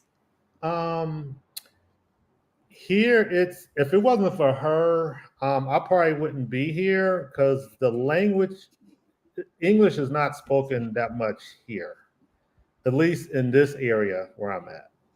So it got to be difficult for people to move to countries where they have to rely on translation apps because you got to get stuff done. I can't do too much right now because I'm waiting on my cedula. Yeah, this ID card that everyone has to carry. Basically, your green card. Say again? Basically, your The green green card. card. Yes. Not yet, kind of. It's like a Okay. permit, something like that, something that can identify him here. Okay. Yeah, someone mentioned about a bank account. I can't do that yet until I get that card. Yeah, when they got the cédula extranjería, they Interesting. can get a bank account, credit cards, license, driver's license. Yeah. Even we thought that probably he can get the public insurance, no, not public, like private insurance, but not that one that he's paying, the system public insurance, private insurance, I'm sorry. And yeah, probably he can get that also. Yeah, I'll probably end up changing my insurance. Hopefully. Once you get your card. Okay. Interesting. So, and for those of you, so Colombia, no bank account before you move. You don't have to have one. Portugal, you have to have a bank account with some money in it. Yeah, you have to put. Yeah, I remember With that. Right? With at least 3 to 4 months worth of living expenses. So anywhere from, I don't know, 5,000 to 10,000 euro, you have to have in a bank account in Portugal before you even apply. Yeah. Oh, before you apply? Before you apply. Before you apply, you have to have a 1-year lease on an apartment. Yeah. Do you have to have that for Colombia? No. Could you have a lease without, I mean, a lease in an apartment there without having the permit or whatever, or the visa? Do you go there? That's the requirement.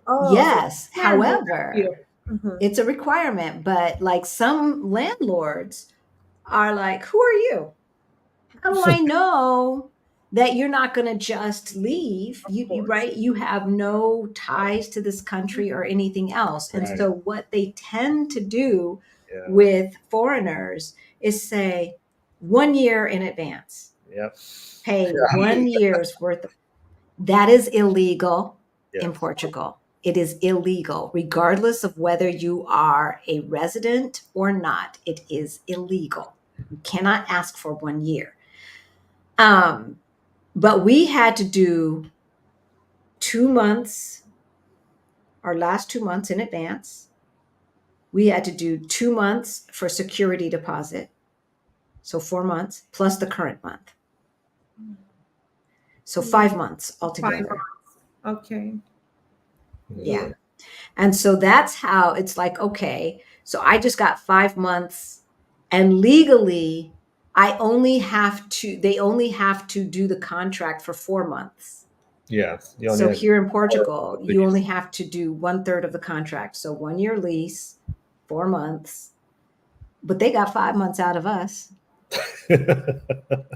And we got off. That was good. That was good. Because some of these people, I'm like, our friends just paid 9 months. Yeah. Wow. Oh, no.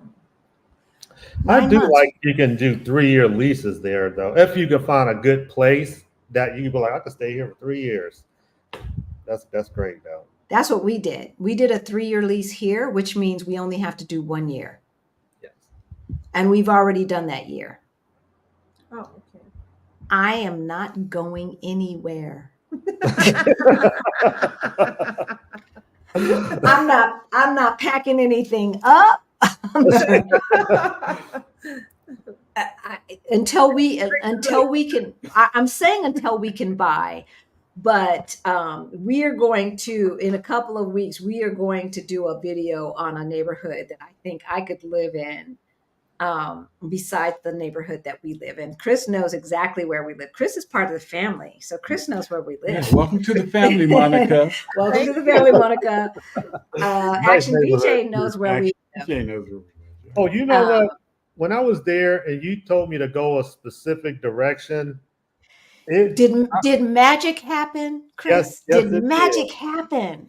That night, I was planning on going to a place that I've met a couple other people, and I ended up meeting 3 strangers, and 2 of them met the third one was a stranger that the other two met. So it was basically all of us, and we went, and we just had a good time at a bar right by Pink Street, and they had a band in there, and we just, we had a good time. So it was Don't just you really nice. love the people that you meet out on these international streets? And they was all from They were China. from different places, right? They were from China. Yes. Okay, that's lovely. That renews my thoughts about China. Like, gives me some good vibes about China, because I wasn't having good vibes about our Chinese brothers and sisters that are in the mainland. I was not. So that's nice. Like, I remember seeing the pictures that you sent to us of you having. I'm like, wait, we should have followed Chris. What were we doing? We should have been hanging out with him. So and you look like you were having a great time. Yeah. And I love Portugal for that reason, because I think the welcoming attitude of the Portuguese makes everybody feel like let's emulate. Like, I don't know if they act that way at home, but I know here, by and large, people are just nice. We had 2 Wednesdays ago, we had the biggest celebration that Lisbon has, which was St. Anthony's Day. And so this is the month of popular saints. There's still celebrations going on, but St. Anthony's Day, Action VJ got to experience it. We started. He climbed them stairs you climbed, Chris, but they were full of people. Yeah, I saw that. It was crowded. I gotta go back over there and meet up with him again. That's right. That's right. We're gonna be there. See, and he sent me the video that he took of you walking up them stairs. And I wanted to juxtapose that video with how it looked when we walked on St. Anthony's Day, when it was wall to wall people. Oh my God. And people were partying and dancing, and every square was like a dance floor, and they had DJs everywhere. Our friends Alex and Jerry hung to the end of the night. It was Alex, Jerry, me and Rick, and Action VJ. The other people like, oh, I gotta go. Ooh, I'm tired. I gotta go home. I'm like, lightweights. Yeah. Lightweights. We were partying. Oh yeah. We were partying. And that's just, and with no incidents. None. So let's talk about safety. How do you feel in Colombia? Because when Colombia has been, whether it's Bogota or Medellin, it hasn't been, you're in Calais? Cali, yes. See. He says C. He says C. See, he's already integrating into the community with his one word. I'm messing with you. But every time we put Colombia in a video, which is 8 times out of 10, Colombia is going to be mentioned as a great place to retire to. You know what we get, just like what we get every time we put Mexico in it. Ecuador. I think those are the 3. Panama. Panama, not as much, because people are kind of familiar with Panama, a little bit more than they are with Ecuador. See, and they get El Salvador mixed up with Ecuador. And El Salvador had, a pretty bad internal scuffle during the 80s and 90s. And all these El Salvadorians were coming to, the United States without documentation, et cetera, trying to escape the tyranny and the cartels or whatever that was going on there. And you know how America do with their news. First of all, everyone from from Mexico on down is all the same. They're all Mexicans, right? Right. Right. That's the stupid, Monica. Okay. That's not us, but that's the stupidity. That's the stupidity of American news, right? Yeah. And so right. And so if somebody's coming across the border, it's Mexicans, but whatever. And then the second thing we get is, well, what about the cartels? Yeah. What about the cartels? You can get killed on the street by the cartels because you can't get killed on the street by the police in America. That never happens. No. Where? What are you talking about? You know what? I don't even know if the cartels are even thinking about regular people here. I mean, You ain't in their business. Why they gonna be in yeah, yours? I mean, they probably got bigger things to be worried about than, Then than Kissy Fur and Monica. as far as my safety here, I can look at a ton of videos that tell me why not to come here. But when I came here in August last year, and she took me to a lot of like different places and locations. We hung out with family, and I'm like, everybody's living their life just like they are anywhere in the country.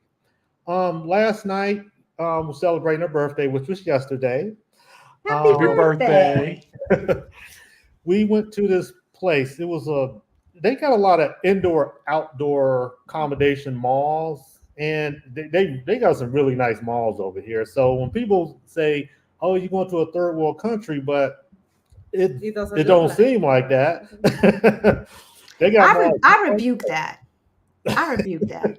That is some North American privileged BS. Yeah, Yes.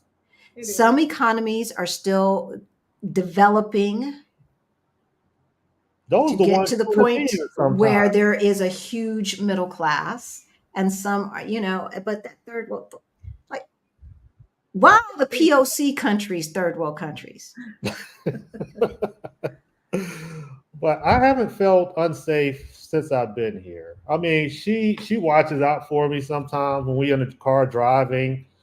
I might be on my phone in the passenger seat, and she'll like, put that phone down, because she thinks that somebody's gonna pull up and break our window and just grab my phone. And But because of what? Because the bikes. yeah, because of the Now, bikes. we have a lot of bikes, Yeah, motorcycles here, so they are sneaking everywhere.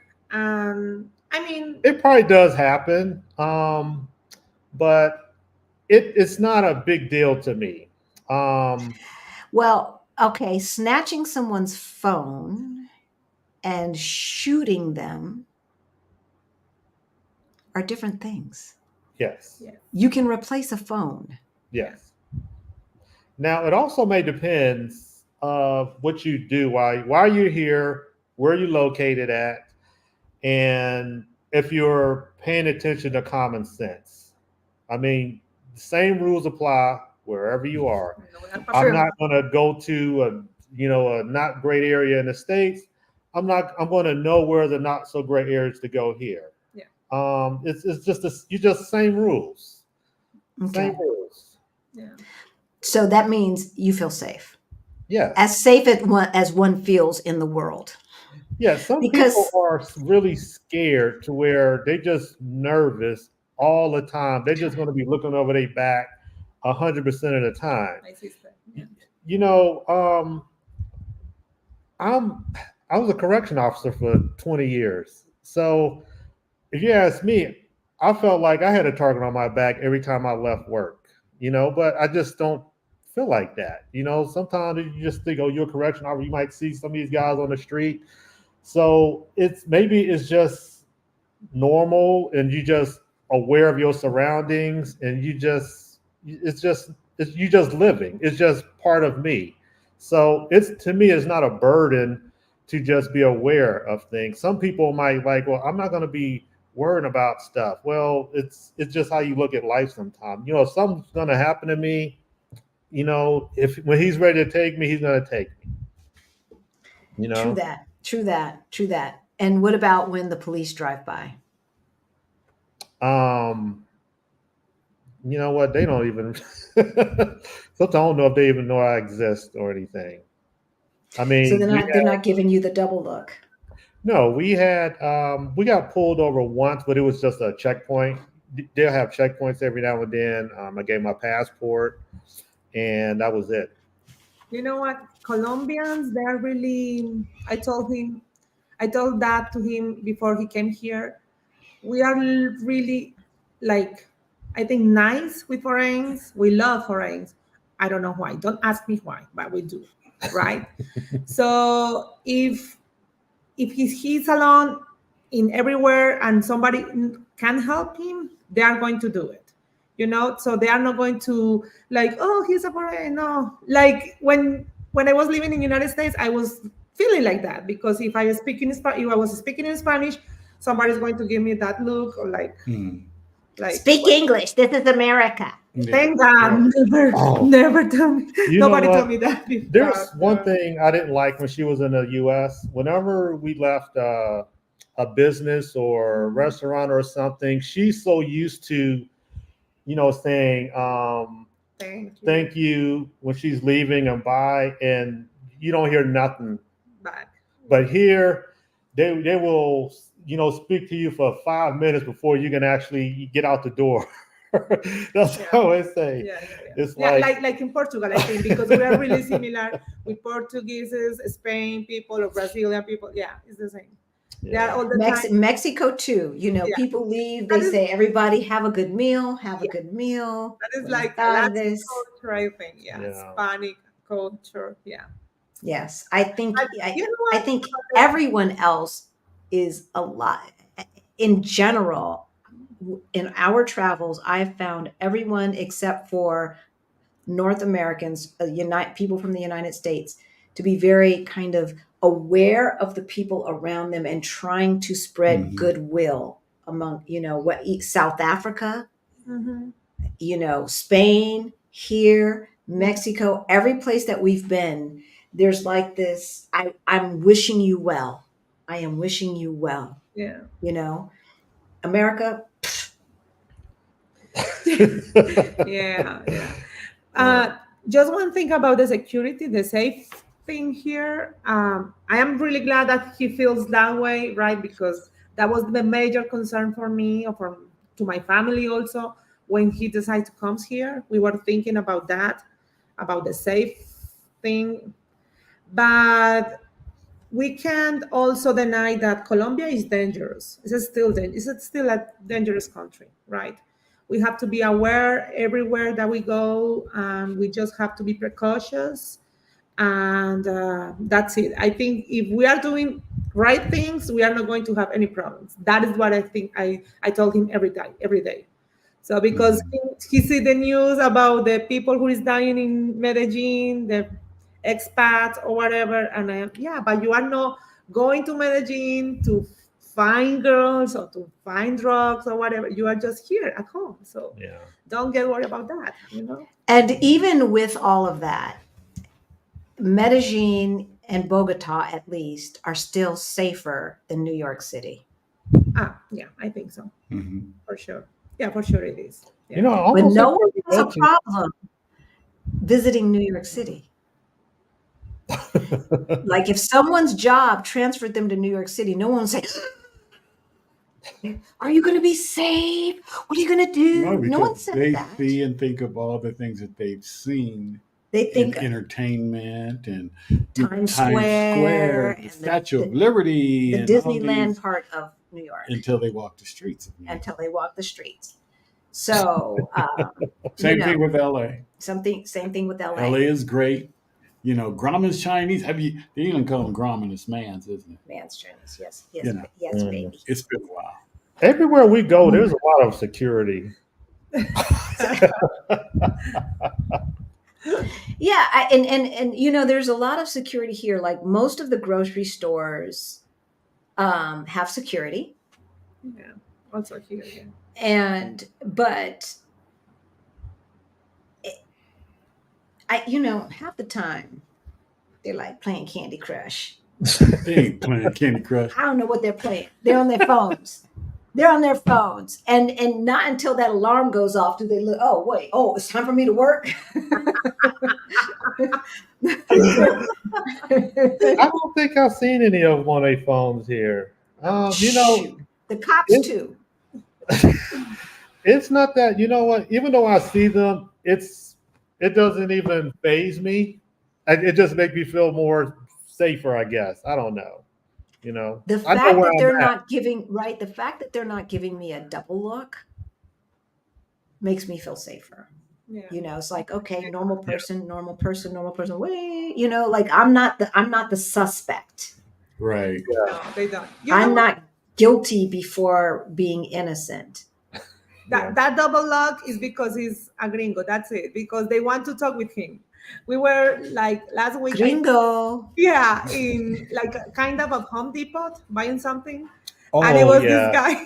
It was a guy who works there, and he listened to him to speak, and he was like, "Oh, this is my time to shine." So he went to us, and he started to try to speak in English to him. So I think that is the only double lock that he gets here, right? Oh, Because okay. Yes. everyone is excited for that. Yeah. Yes. Wait. What did I hear? Yeah, yeah. We just got that today. Yeah, we got that today. I want to visit Los Angeles. He's He's Brazilian. Brazilian. Uh-huh.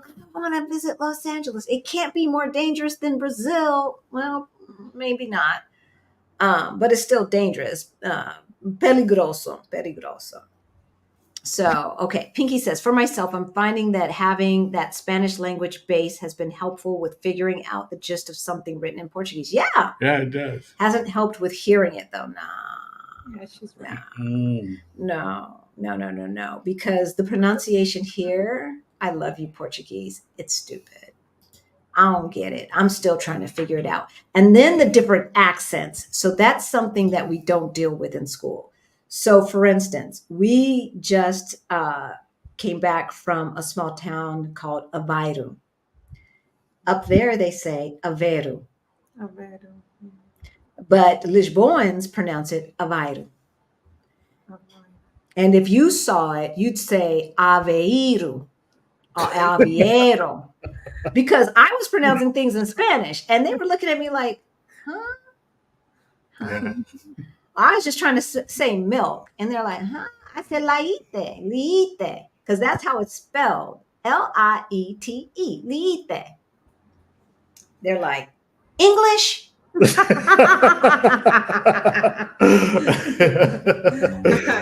that's why I got to get back over there. I just have a good time with you. Monica, do you have children and family members that are supportive of your decision to perhaps move to Portugal? Yeah, I have mother. I live with my mom. My mom lives with me, and I have a daughter. She's 18 years old. She's in college now, right? And yeah, they are really happy about our plans and about our, coming plans about that. But for me, it's still like 10 years more for retirement, right? Because I need to get my pension here.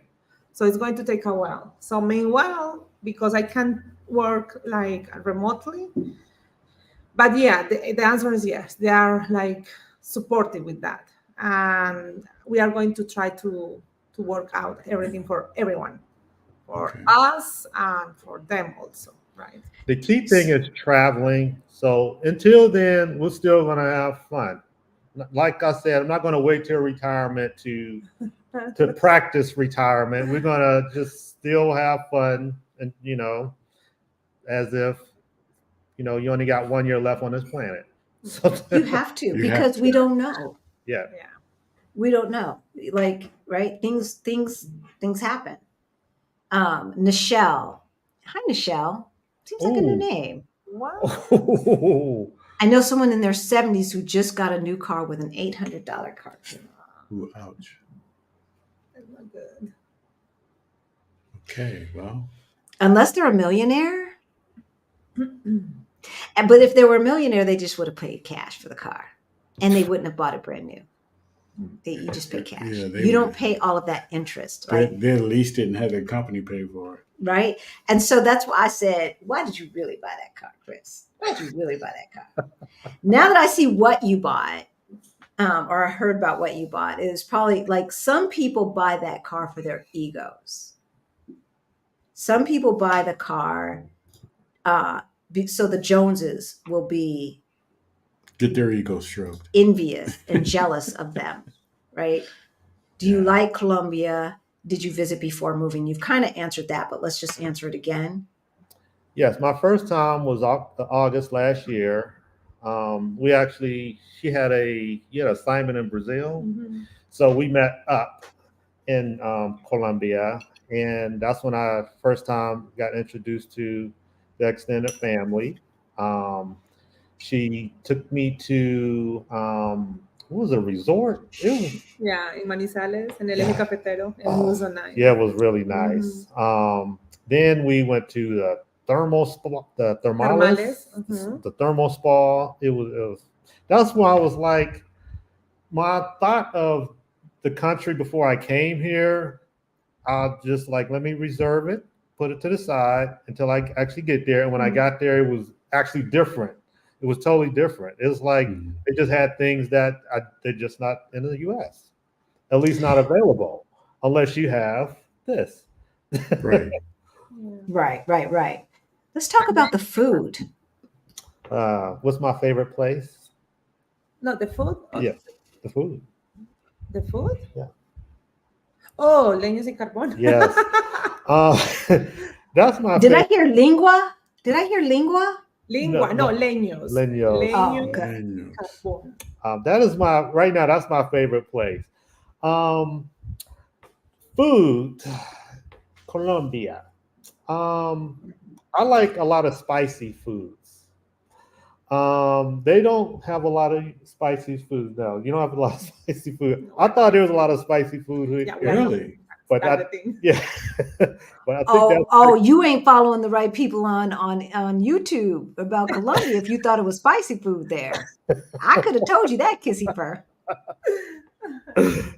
so I'm always trying this hot stuff. She's like puts in there. As soon as she takes it, she's coughing, and I'm like, this ain't Who's the spicy. wait? Who's the gringo? Me, I can handle. Who's the gringo? Because in my world, if you can't handle spice, My dad used to grow these red peppers in the garden, and he used to just eat them things Even right out raw. the garden. And I'm like, I tried, I was too hot. So No, I probably just got used to right. what is your favorite food here? them. It's not even Colombian, is it? Caldoso? Caldoso? Oh, but that is a dish that I cook. No, from Colombia. Yes, but you Colombian and you cook it. So to me, it's a Colombian dish. No, it's like She's turning red. She's like a turning rice red. soup, really nice that I cook.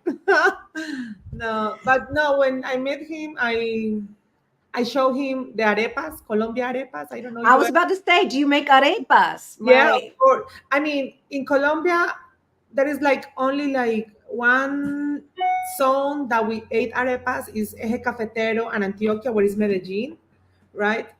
That is the most arepa paisa, we call that. So I show him arepa paisa, and when we were in United States in Washington, and he loved it, right? So now he's getting a little bit tired of that, but he likes it. And his favorite beverage, I will say, is limonada de Limonada coco. coco. It's like lemon and cocoa beans? yeah, cocoa. Yeah, they make like a juice with lemon and milk and coconut. Coconut. Oh, coconut, not Coconut. like I'm sorry. chocolate cocoa No, no, beans. no. Cocoa. Okay. Cool. Cocoa. Okay. Coconut. Cocoa. I Yeah. gotta watch that drink because this to me is almost like a dessert, sort Yeah, of. it's so good. Yeah, Yeah. Oh. It sounds good. It it's good. sounds good. Kind of like the creamsicles. You get the Yeah, creaminess of yeah. the It tastes coconut just and then like it's got that. the Like what? citrus. Creamsicles. It's Junk food from the United yeah. States. We kind of grew up with those No, things. I never saw that. Junk food. So my Spanish tutor is Venezuelan, Uh-huh. and when she was Oh, stuck during COVID. yeah. As soon as she could get out, Uh-huh. she moved to Bogota. Uh-huh.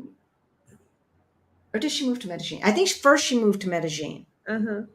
Um, and then Bogota. Right now, she's back and forth between Europe and South America. But so she was there in Colombia for about a year, and I've been with her for 4 years. Okay. Take Spanish. Uh, Do I speak like I've had private lessons for 4 years? No, I don't. No. But for Because sure you are better than him right now. So don't Yeah. worry. oh yeah, well yeah, but that's not saying too much because I mean I've had 4 years of private lessons, and for some of those years it was like 4 days a week.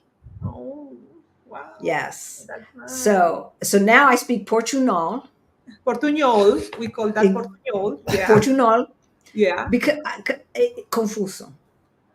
Te So confundo. confuso en portugués, confundo en español. ¿Sí? En español, yes. Yeah, it is hard. It It is. is hard. But she told me about arepas. Yeah, because And- there is a theory that arepas are from Venezuela.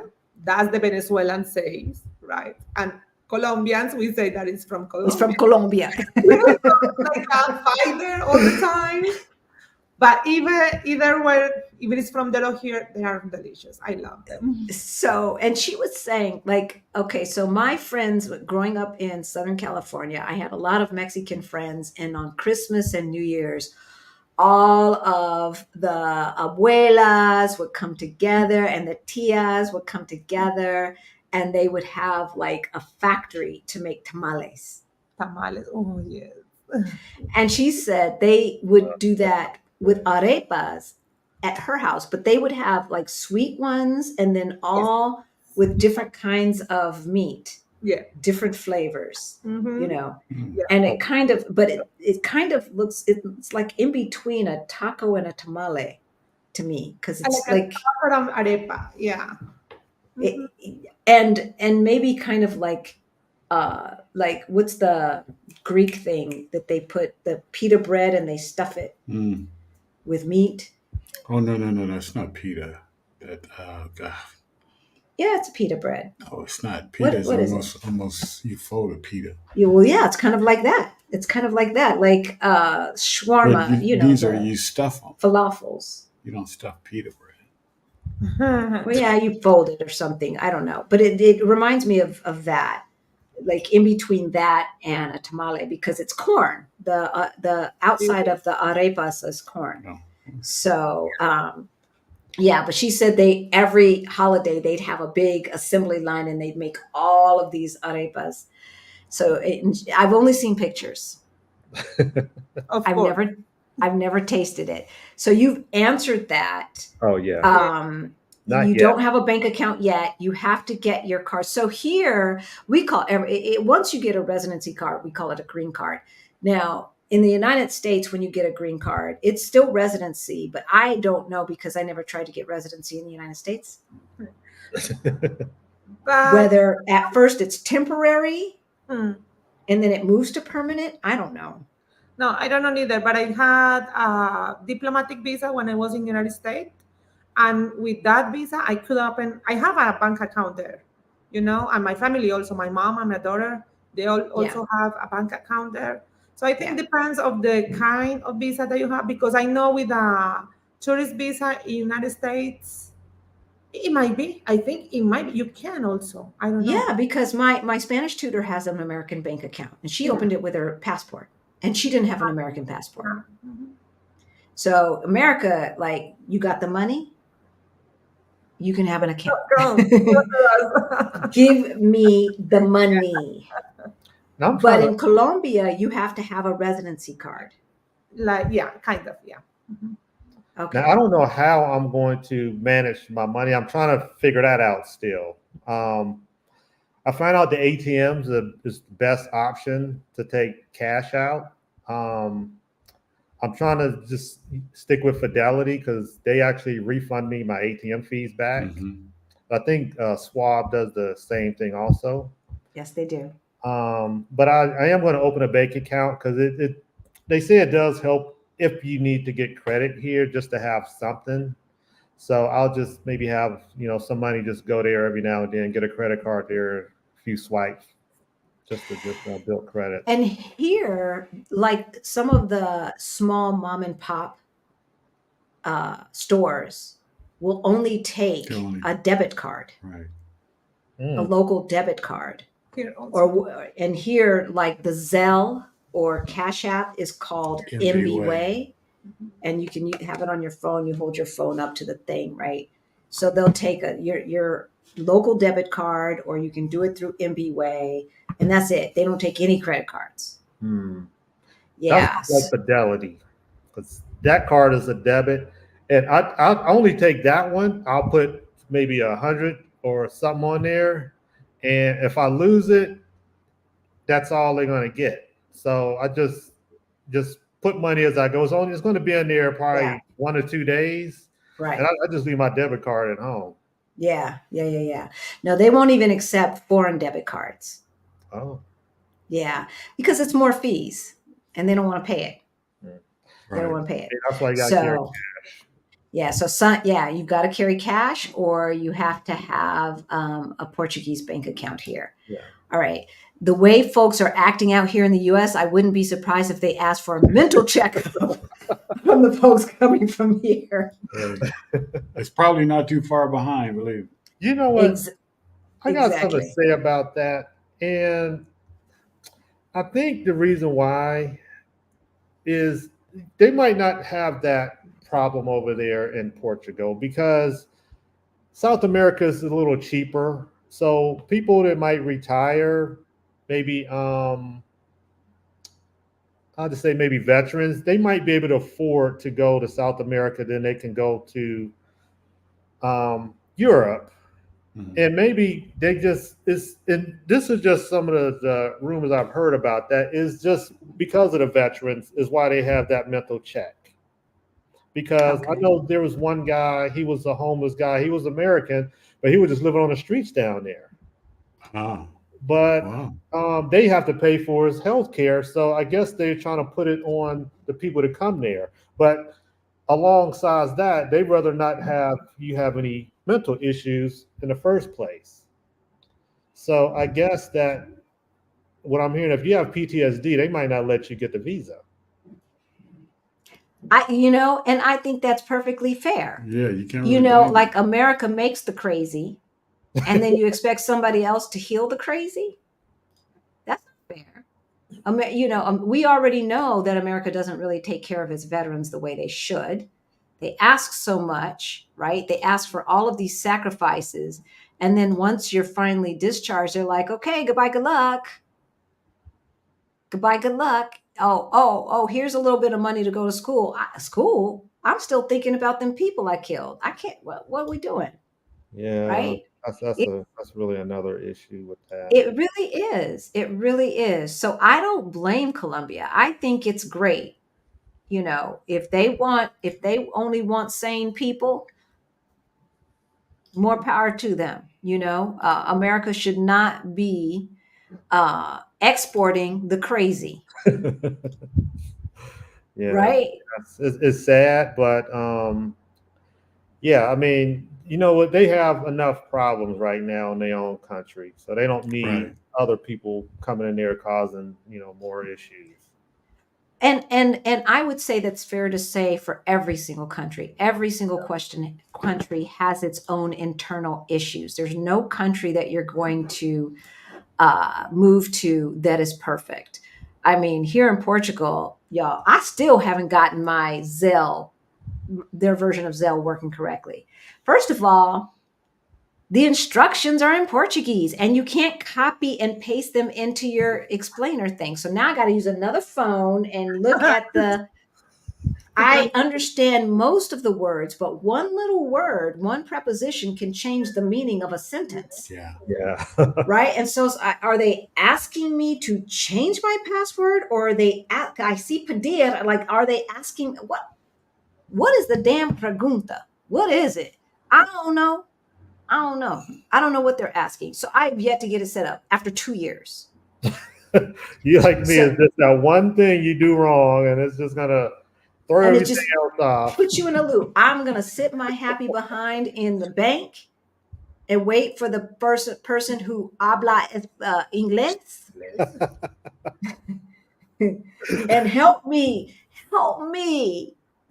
I need you to help me. Because he hasn't gotten his set up yet either. No, we need to go to the bank. We get that done. We need to get that done because it's Because hampering us. you go some places and you can't use anything but MBWay. MBWay. Yes, we couldn't buy wine. Yeah, we went to a wine festival and found some great bottles of wine that we wanted to purchase. We were over there in the corner drinking wine, drinking the tastings, okay, they asked me for my password. And the the vendors were trying to help us set it up. Because they bring me the money, right? Yeah, they were gonna figure it out somehow. Right, Hey, right. You know? We have not. You want we another have not drink? figured it out yet. Exactly. Here, while you setting that up, let me give you another taste. Go ahead. We'll get you this bottle. Okay. Can you use investment dividends as your money? In other words, what if you don't have a pension, but you have an equal amount coming to you in dividends through investments? Would they accept that as the income? I really can't answer that, to be honest. I was mostly focused on my version of a retirement. So I know most people retire off of that, but I never heard anyone mention it. So Okay. I really have no information on that. I would say, Shara, chances are yes. Basically, you just need to have enough money to maintain your lifestyle. And that's what they want to see. They want to make sure that you're not going to be a burden. So I would venture to say that the answer is yes, but do your Googles. Yeah, you're probably going to have to show proof of exactly. that, some If you can certification prove or it, something. Right. So, I mean, even for Portugal, we showed them our retirement accounts. We showed them our brokerage accounts. We showed them our savings, all of our savings account, our checking account, etc. Every single place we had money, we showed them copies of those, and which could only strengthen on top of his Social Security our application. But Shara, I would venture to say yes, but definitely do your Googles. Now, one thing, I don't know what. Wait a minute. No, there was no lease requirement. They're not trying to do too much in Colombia. They're not doing the most like Portugal. Portugal's like the most. Portugal is probably the hardest of the easiest countries to migrate to. So it's easy, especially in comparison to the United States and Switzerland, where you have to have $100,000 coming in per year. Portugal, how many years do you get with the visa? Is it a one set or is random? It's set. No, it's set. Yeah. So when you first apply, they give you a 2-year visa. I forgot. So even though we've been here for 2 years, we didn't get our green card until it's actually light green. Yeah. We didn't Just like the Mexican. Our Mexican residency card is green as well, which was so funny when we first saw that. We're like, we got green cards. It's really green. But anyway, so so the first that you get with a D7, D8 like that, not the golden visa, because there is still a golden visa. It's 2 years. You get 2 years temporary. Then when you renew it, you get 3 years. Then after the 5 years, you can ask for permanent or citizenship. Okay. So now here they gave me 3 years here, but that's lovely. Yeah, some people get 1 year, or 6 months. Yeah, one guy got 6 months. Sometimes it takes 6 months to start the process. That's a tourist visa. Yeah, that's a glorified tourist visa. What is Colombia? 3 months tourist visa? No, 3. It's the same. Extend to 6 if you want it. Okay, so 3 to 6 months tourist visa. So the tourist visa is at the beginning 3 months, and you can extend it to 6 if you need. Okay, so basically he got a tourist visa. He could. They should have just told him, just come on in. You don't have to apply at all. Yeah. Or they just should have told him no. Yeah. No, we can't trust you more than 6 months. The answer is no. Retirement visa, right? Yeah, that was retirement. We've been scratching our head like why people get 1 year, 2 years, 3 years. That's We don't interesting. know. And look, y'all, this is how it is. And you just have to go with the flow. Yeah. Because even with Portugal, so for those of you who are newer to our channel, we have permanent residency in Mexico, temporary residency here in Portugal. And we did not technically totally qualify for Mexican residency, but it's all up to the person who's saying yes on that application. Yes, I hear that a lot, depending Right? on who you're applying at. Yeah. Exactly. Yes. And to us, there doesn't seem to look, it turned out in our favor. It turned out in your favor. So we're good to go. Yeah. But I can't explain the rhyme or reason. Yeah. Let's take it. I cannot explain it. So and different consulates of Mexico in the United States have different criteria. Yeah. Different consulates in America, Portuguese consulates have different criteria. And the embassy in DC, they're requiring this. And California's like, yeah, that and this and this and this and this and this. And I quite frankly just believe that California requires so much because they have the whole Western United States.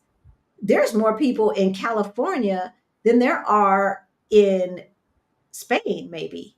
Like California is huge. Yeah. They have more people in LA County than I think they have in Portugal. Yeah, for sure. Yeah, I agree with So I think that they just put those extra requirements on because they were getting too busy.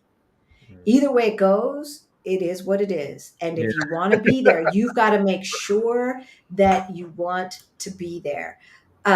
So Action VJ says he believes that the Brazilians and the British are the largest groups moving to Portugal.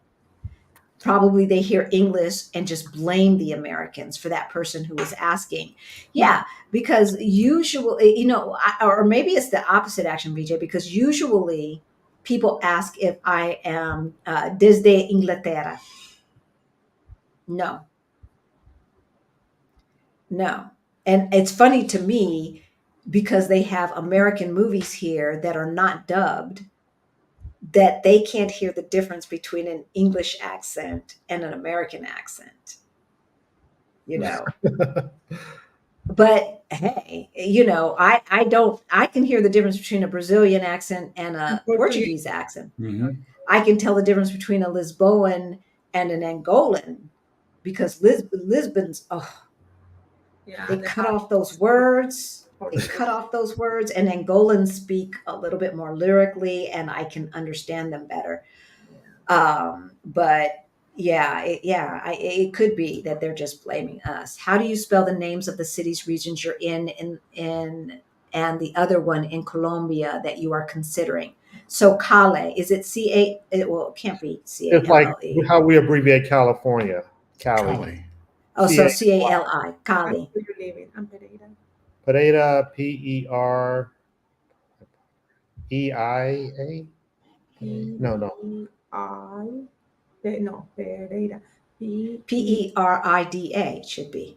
No D. No D. Pereira. Oh, Pereira. That is like Pereira. a last name in Portuguese. Pereira. P-E-R-I-E-R-A. Yes. Like that. Pereira. Okay. So These there are you go, Agami.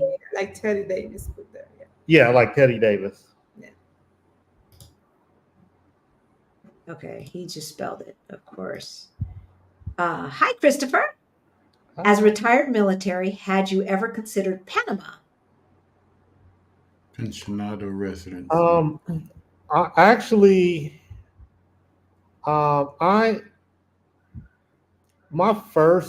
I've just always wanted to go to Europe. When I was in the military, I lived in Germany for 3 years, and I didn't even want to go to Germany. I was scared to go there. And when I got there, I didn't want to leave. Wait, why were you afraid to go? Because, you know what? people just scare you sometimes. They like, oh, you going to Germany? You going in a real military, a real army? It's like they just made it seem like it was going to be just more tougher and everything.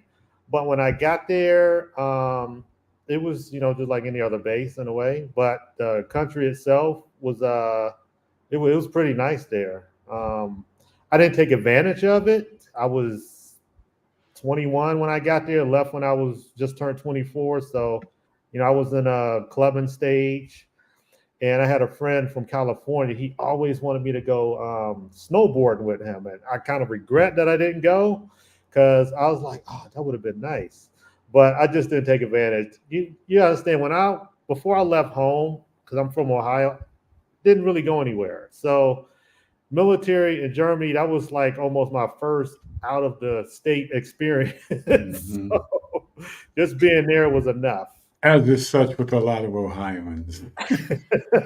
I'm sorry, Kissy Fur, that you're from Ohio. Hey, It's a nice place to be from. good people are from Ohio. From. Yes, you are. Yes. that's From.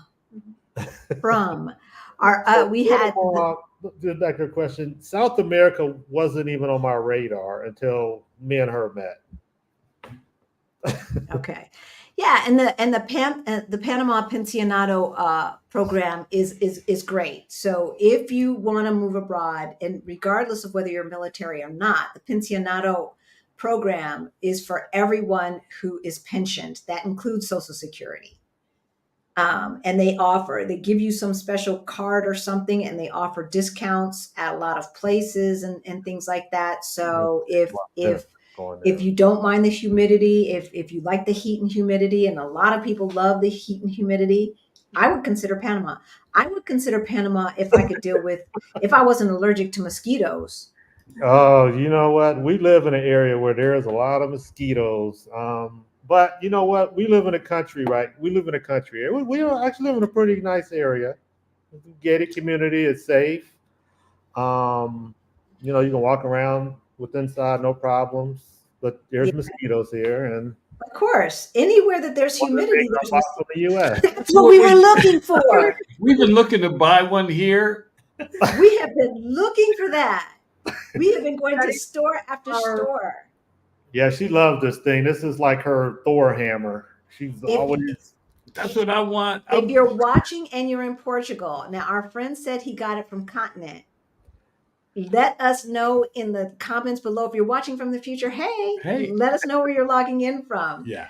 And where you want to move to.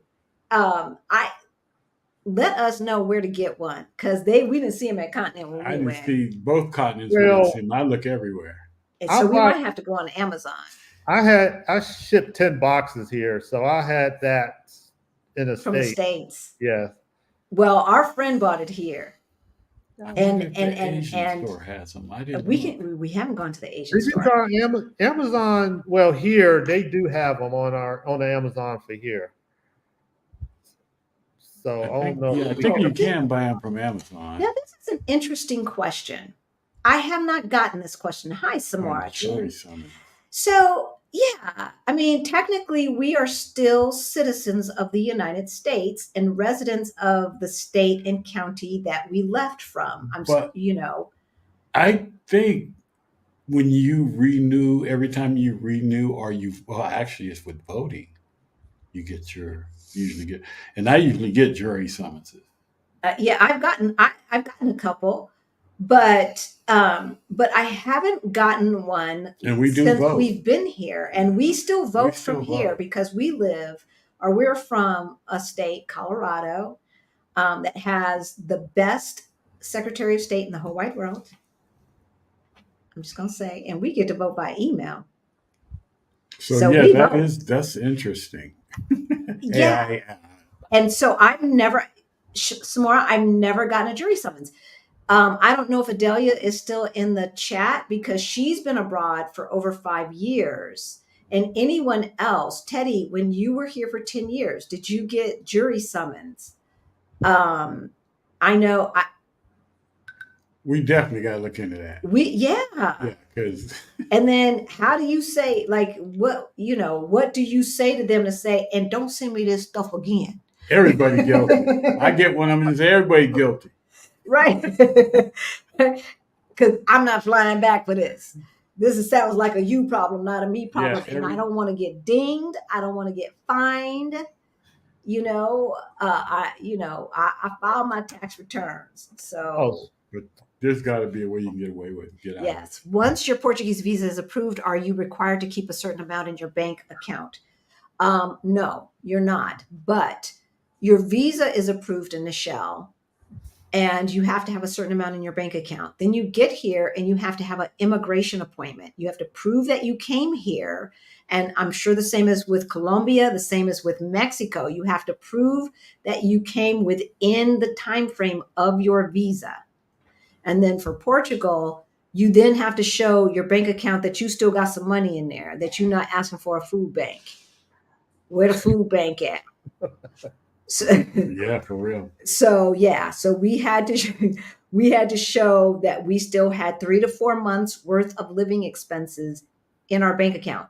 Now, I've heard lately they have been asking for 10,000 euro in your bank account, which of course then triggers, if you have 10,000 in any foreign bank account, it triggers for the United States people. I can't remember what it's called, but you got to file. Yeah, F-bar. Thank you, baby. You have to file and let them know that you've got 10,000 in a foreign bank account. That's not for tax purposes. That's for money laundering purposes. Even if you put it in and you take it out. If it's there for 1 second, you've got to file, or it's a $250,000 fine. Unless they've lowered it, because I heard they were trying to lower that. But it's still a big fine for no reason. So just file the thing. But I'm not sure if that person was told 10,000 because of their living expenses and their expensive ass apartment, or if they're just saying we want to see 10,000 euro in a bank account now. I don't know. I don't know, Nichelle, but that's the deal. Somebody asked a question. If we visited Ecuador for I've only been here almost 4 weeks, but we're planning on visiting as much of South America as we can. I think it was Miss Deb Ann. And Ecuador is in the list, of course. Yes. It is. And DC Born Rob is a channel we watch. He talks about Colombia a lot. He said it's Guatemala. He said that's his favorite place. But yes, we're going to go to Guatemala also. But Ecuador, is that a good The place? world is your oyster. Yeah, we're going everywhere. Okay, Monica, what do you think about that Argentinian accent? Argentinian, they are the Europeans, Latin American people, right? There's no people of color. There's no black people in No. Argentina. No original from there. No, they are not. No original people, no natives, nothing. Just Europeans. No, they have right? natives. They have in the And they have black people, but they just don't claim them. Yeah, no, but I like it. I mean, many people, they find that accent, no, the weight or the accent that they have, like really annoying. I do like them. I don't know. Boludo. Sí, it's like I cannot understand them. yeah, they're also the other part is special because they are close to Chile, right? So they have kind of like some accent similar, not too, but yeah, something. Yeah, but I do. Yeah. My It's gorgeous. I was there last year for work. Oh, and I was telling him, no, you have to come here. We need to go I've there. heard it's really beautiful. nice. I heard it's beautiful. Yeah, And then I've also heard some horror stories about racism. Yeah, I know. Yeah, Racism. hard. It was hard in the past also. Mhm. Yes. When deciding your ideal country, do you suggest having a must move to mindset or a visit and see mentality? I'm going to let you answer that first, Chris, and then I'd love to hear your opinion. You suggest having a must move.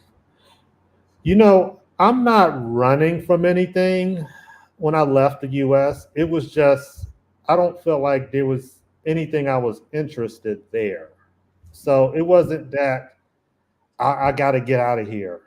It was more of what else is out there. is why I left, or why I was like inspired to leave. So in the US, it got me to where I am now. I mean, it has its benefits and everything, but like I always say, I'm from Ohio. I lived in Maryland. There's Americans there. There's Americans in Virginia, but you can go to Europe. You can go live in Portugal. The next country over is a whole nother culture, whole nother language, whole nother experience. It's just too much. And that whole continent is smaller. Right, right, You can right, have so right. many different experiences. Yeah. And there was a time when what you experienced in Ohio would be very different than what you experienced in Maryland, different foods, different restaurants, but now it's all been corporatized. And it doesn't matter where you are. Everybody got a Chili's, everybody got an Applebee's, It's right? just how much you're going to pay. It might be more or the same, Exactly. expensive. It, exactly. Closer to the water or not. So, Lori, I think that it's wiser to have a visit and see mentality. Mm-hmm. You can have a mentality of I must move out of the United States because it is no longer serving me. Mhm. But I don't I would hesitate to encourage people to get too emotionally attached to a particular country. Thankfully, we already knew the basic culture of Western Europe, but the culture of Portugal is much different than the culture of Spain, than the culture of France, than the culture of England, than the culture of Italy, than the culture of Greece, Croatia, all these other places, Montenegro, all these other places that we've been to. There's some similarities. The cafe culture is pretty prevalent in Southern Europe and maybe all of Europe. I don't know because I haven't been to all of Europe, but in Southern Europe, it's pretty prevalent. But I find that the people of Portugal, besides the fact that more people speak English here than in a lot of those other countries, the people of Portugal tend to be kinder. However, it was Spain for us. It was Spain. That's why I was taking Spanish lessons. It was Spain. It was Mexico. It was Colombia. It was not Portugal. And then he comes in talking about, what about Portugal?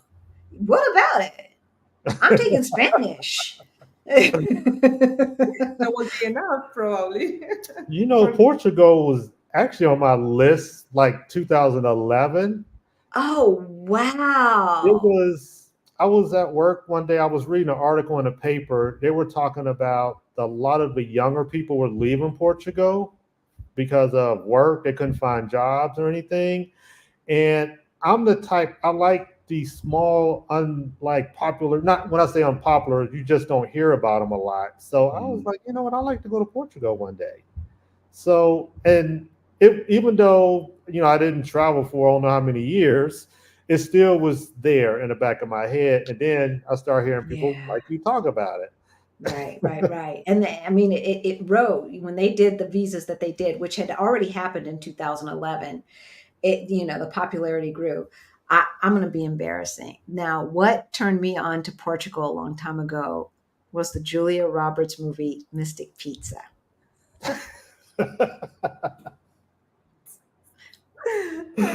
And they kept talking about their parents or their grandparents were from Portugal.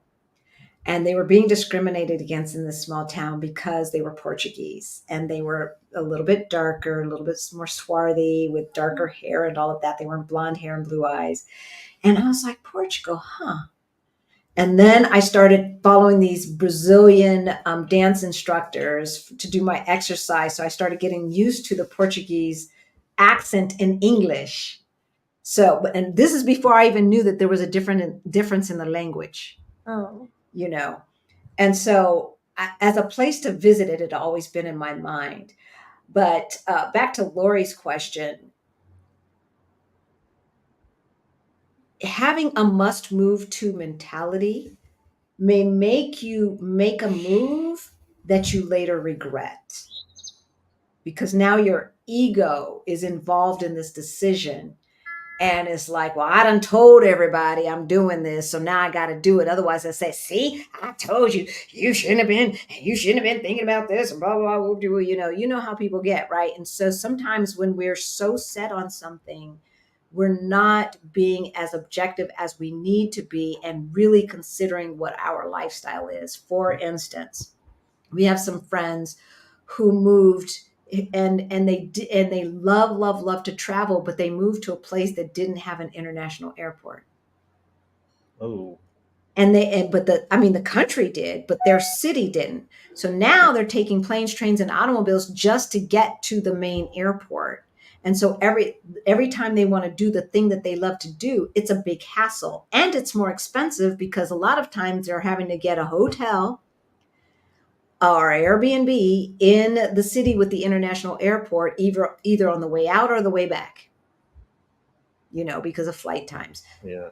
So I say that to say, be flexible, Lori, be flexible and remain nimble and really have an objective list of your wants and your needs. The needs list, it should be 80 to 90%. The wants list, 50, 60, 70%, right? You're not going to get everything you want and need. But the needs list is really, really important, and be honest with yourself. I thought, Chris, to your point, I thought I was a beach Mai Tai person. Like, I'm a relax on this beach. This is my retirement. This is my retirement. I've been to a beach, a resort one time, and that was part of that 2003 trip. And I was just sitting on a beach, just in a chair, and that was it. And I'm like, what am I doing here? That's just how I felt. I didn't like Yeah, I gotta be moved. I want to go around the corner and just see like, oh wow, like what's that? I gotta go in there. That's the kind of vacation I like. Cartagena is coming. Don't worry about that. So. And I think if you're working 60 to 70 hours a week, relaxing on a beach sounds like heaven. That's good. I get time to just do nothing, right? But once you get to choose your day every day, then it changes. Like nothing is what I do. I need some action. Show me some stuff. Show me some street festivals, some pretty architecture, some whatever, right? Some museums, etc. People watch. Late to the part. I'm getting into freedom. Okay, that sounds like a new name. I don't know if you changed your name or if you are new. Welcome, welcome, welcome. Late to the party, but how is it for women and small children? Any good international private schools to consider? I'm not sure. I mean, Monica, you might know of private schools. My children was like big when we would move out to United States. But in Latin America, probably is the best idea is to have private schools for your kids, for sure. If you want to be like safer or well educated, probably the education could be better than public. That doesn't apply for every public school, for sure. We have here, I study in a public school actually, but nowadays probably it's better private, right? Yeah. If you have small children, because probably most of these private schools, they are bilingual, so they teach English most of the times, or French some, but you can like mix, so yeah, I think it's better. Speaking of French, we are going to be heading to Paris in August. So I might have to pass on Spanish a little bit. But I managed to snag some tickets to the Olympics they got coming up. So, and that's my birthday month. So yeah, we're gonna have a good time there. Oh, darn. So the Olympics are there in August. I was like, maybe we'll come visit you, but I'm not paying them prices. Not if the Olympics are there. It's only, it's I got to start looking at accommodations, and they crazy right now. I know they are. Don't start looking. Look. As a matter of fact, as soon as we get off this live in the next couple of minutes, because we're already past time, we're going to answer these questions and get out of here. Okay. Book that that Airbnb or that hotel because you Yeah. late. You late. Yeah. Would like to hear about Ecuador? I retired here 18 months ago. You retired to Ecuador? We would like to hear. Then hit us up and we'll interview you. Yeah. I don't know. Yeah. Yeah, Then send you us can answer all the questions you want. Yeah, send us an email, and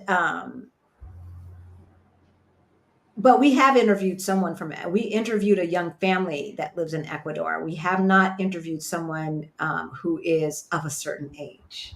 So 60 plus Black women, send us an email at hello@ourblackutopia.com. I couldn't remember that.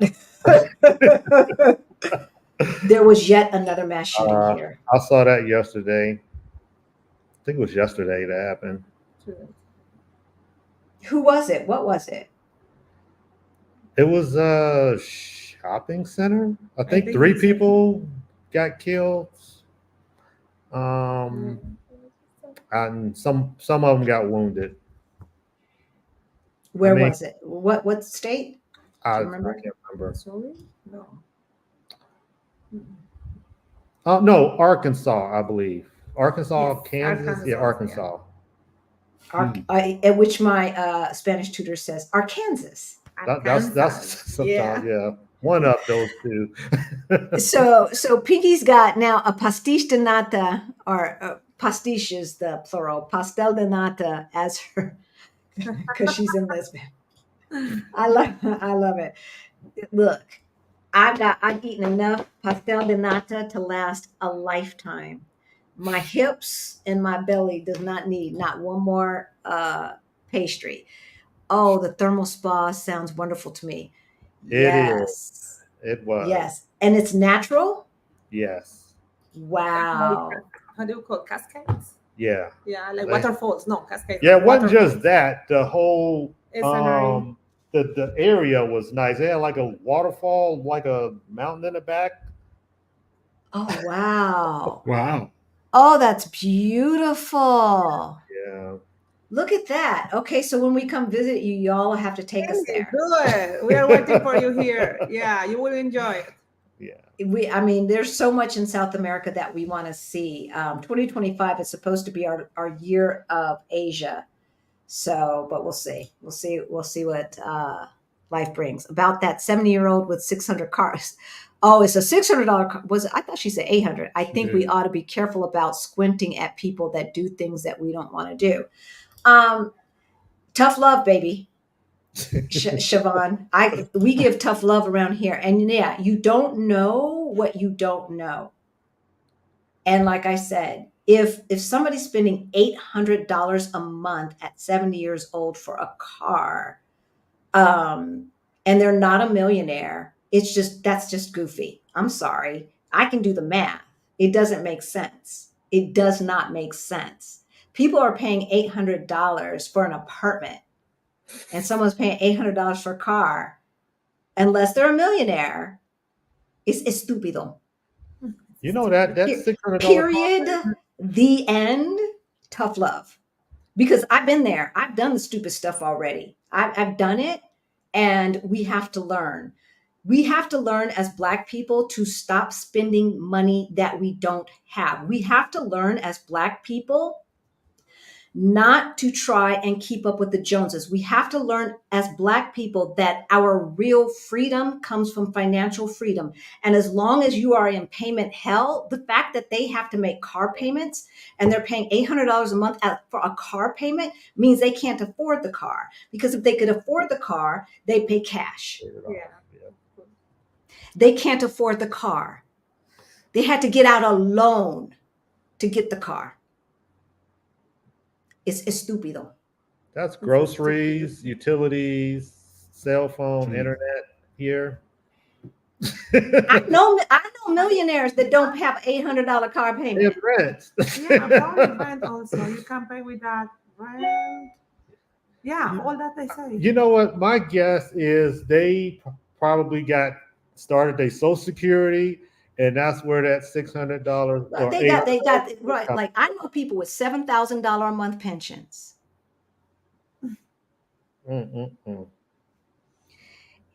Look, if I had a $7,000 a month pension and no kids, no grandkids, no nieces and nephews, maybe I would waste $800 a month on a car. But $7,000 a month pension and you still have a mortgage, That don't make sense. now you spend another $1,000 because it's not just $800.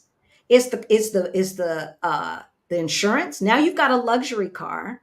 So now the $200 a month insurance you used to pay is now $300, $400. So it's $800 plus the $200 to $400. So that's $1,000 to $1,200 a month for transport for something that sits in the garage 80 to 90% of the time. Yeah. I never understood buying a car to park it. Yeah. That's what we do. Exactly. Yeah, you're right. That's what we do. Yeah. That's what, and then we wonder why we broke. Then we wonder why we got to work until we're 70, 80 years old, right? But you have a $7,000 pension and you're spending $1,000 plus, you're spending a seventh of your income on a car, and you're not building wealth for future generations. Almost everyone has someone in their life that they would like to gift some wealth to. But if not, baby, spend it. I still think it's stupid. Like, spend it. If I had $800 a month to waste on a car, that's an upgrade to first class. when I fly to Bangkok, I'm going from coach to first class. Look, And that's nice too. and that's nice. On this channel, Siobhan, we are minimalists. We don't believe in consumerism because the average American cannot afford to be into consumerism. And the average Black American, I can guarantee you, unless you work for the government, you are probably underpaid. You're probably not getting paid what you're worth. And so you really cannot afford to be into consumerism. If you want to be free, then you've got to put your money into something that is making money for you. Making money for you so that will support your future life. The assumption that this $7,000 pension is going to be around indefinitely is just that. It's an assumption. These the Warren Buffetts of the world are not going to let that stock market fail. But that doesn't mean that they won't start cutting them pensions, start cutting Social Security. They've already been talking about that. They've been trying to do that. The only thing that you can depend on is your money that you have invested in the things that you have studied, right? And in a system where the globe is invested in and just does not want to fail, because if it does, then we're in the zombie apocalypse and it's no holds barred. It's no holds barred. You must be new here, Siobhan. You didn't think I'd go there, but I did. Christopher, are you doing any work while in Colombia? Or are you totally retired, but not like Rick and Halisi? What you trying to say, Valerina? What you trying to say? When I retired from working.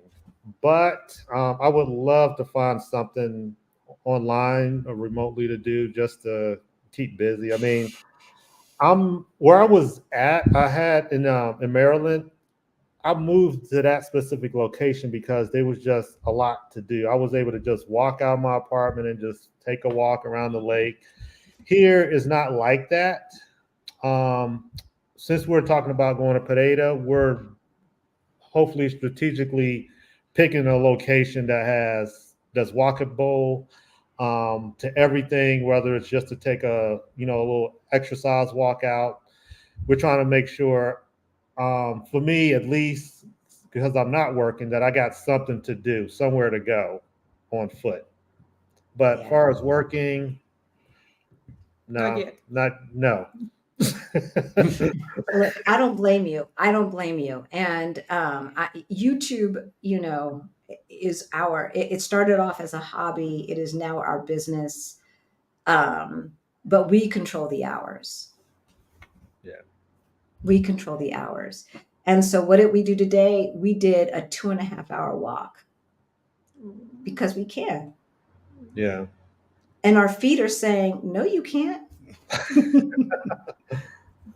No, you can't. Oh, hold up. Okay. Nichelle, is it true that veterans tend to get special or good treatment for visa because their salary or pension is ain't nothing guaranteed, Nichelle? I just said that, but yeah, zombie apocalypse notwithstanding, pretty much guaranteed. I'm talking prior to Chris's point about the new mental health requirements. Yeah, I guess you thought about that.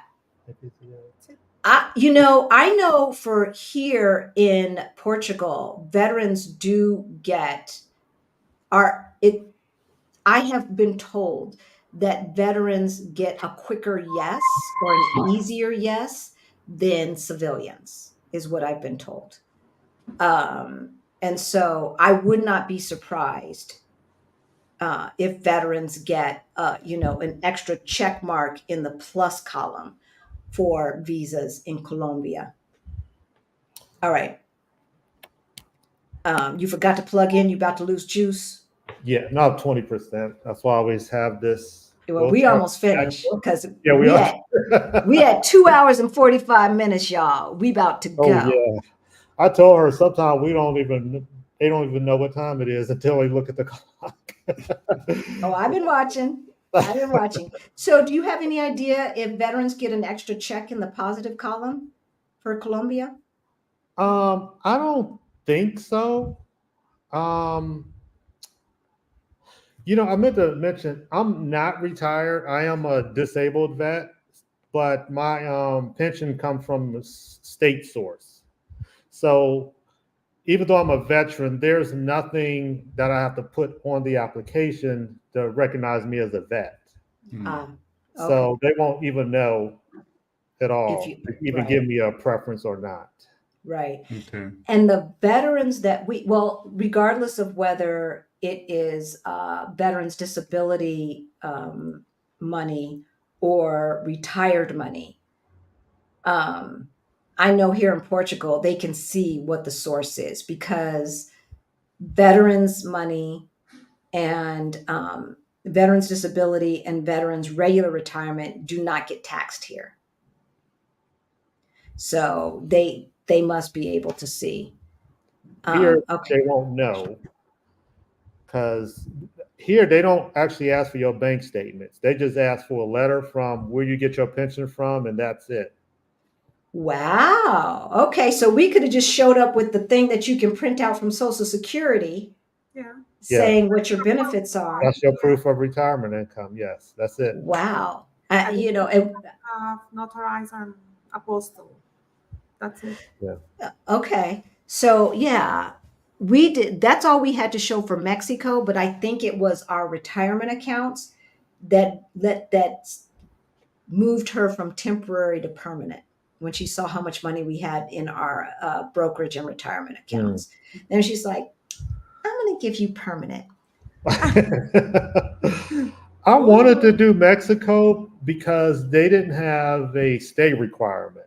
Right. And I know the income requirement changes. And I was like, you know what? I'll try to get in there before it gets out of reach. The next time you're in the States, do Mexico. Actually, you could do Mexico from there. You just have to do Mexico outside of Mexico. It was easier in this one.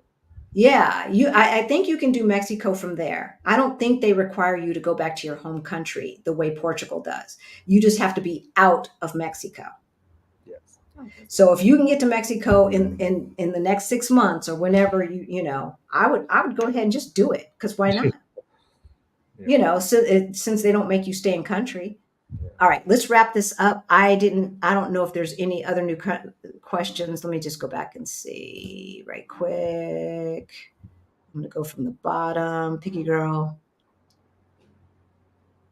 Oh, she's been summoned for jury duty in the last 2 years. They expected me to show up in person and would not allow me to skip because I live out of the country.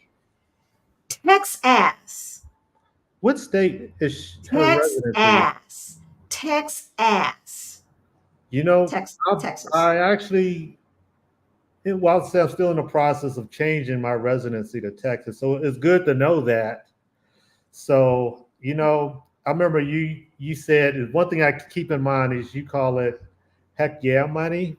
So I'll just have that money. Oh, I got that from Picky Girl. I Oh, got that from Picky Girl. so when that time comes and if I have to go, I'll just say, okay, well, this is to be a vacation also. So we'll just find something else to do since we don't have a choice. Teddy says he ignores the jury summons. Teddy Davis says he ignores the jury summons. Oh, that's hilarious. I lived in Bermuda as a child and miss it every day, but Bermuda is too expensive. It is expensive. It is. The islands are expensive.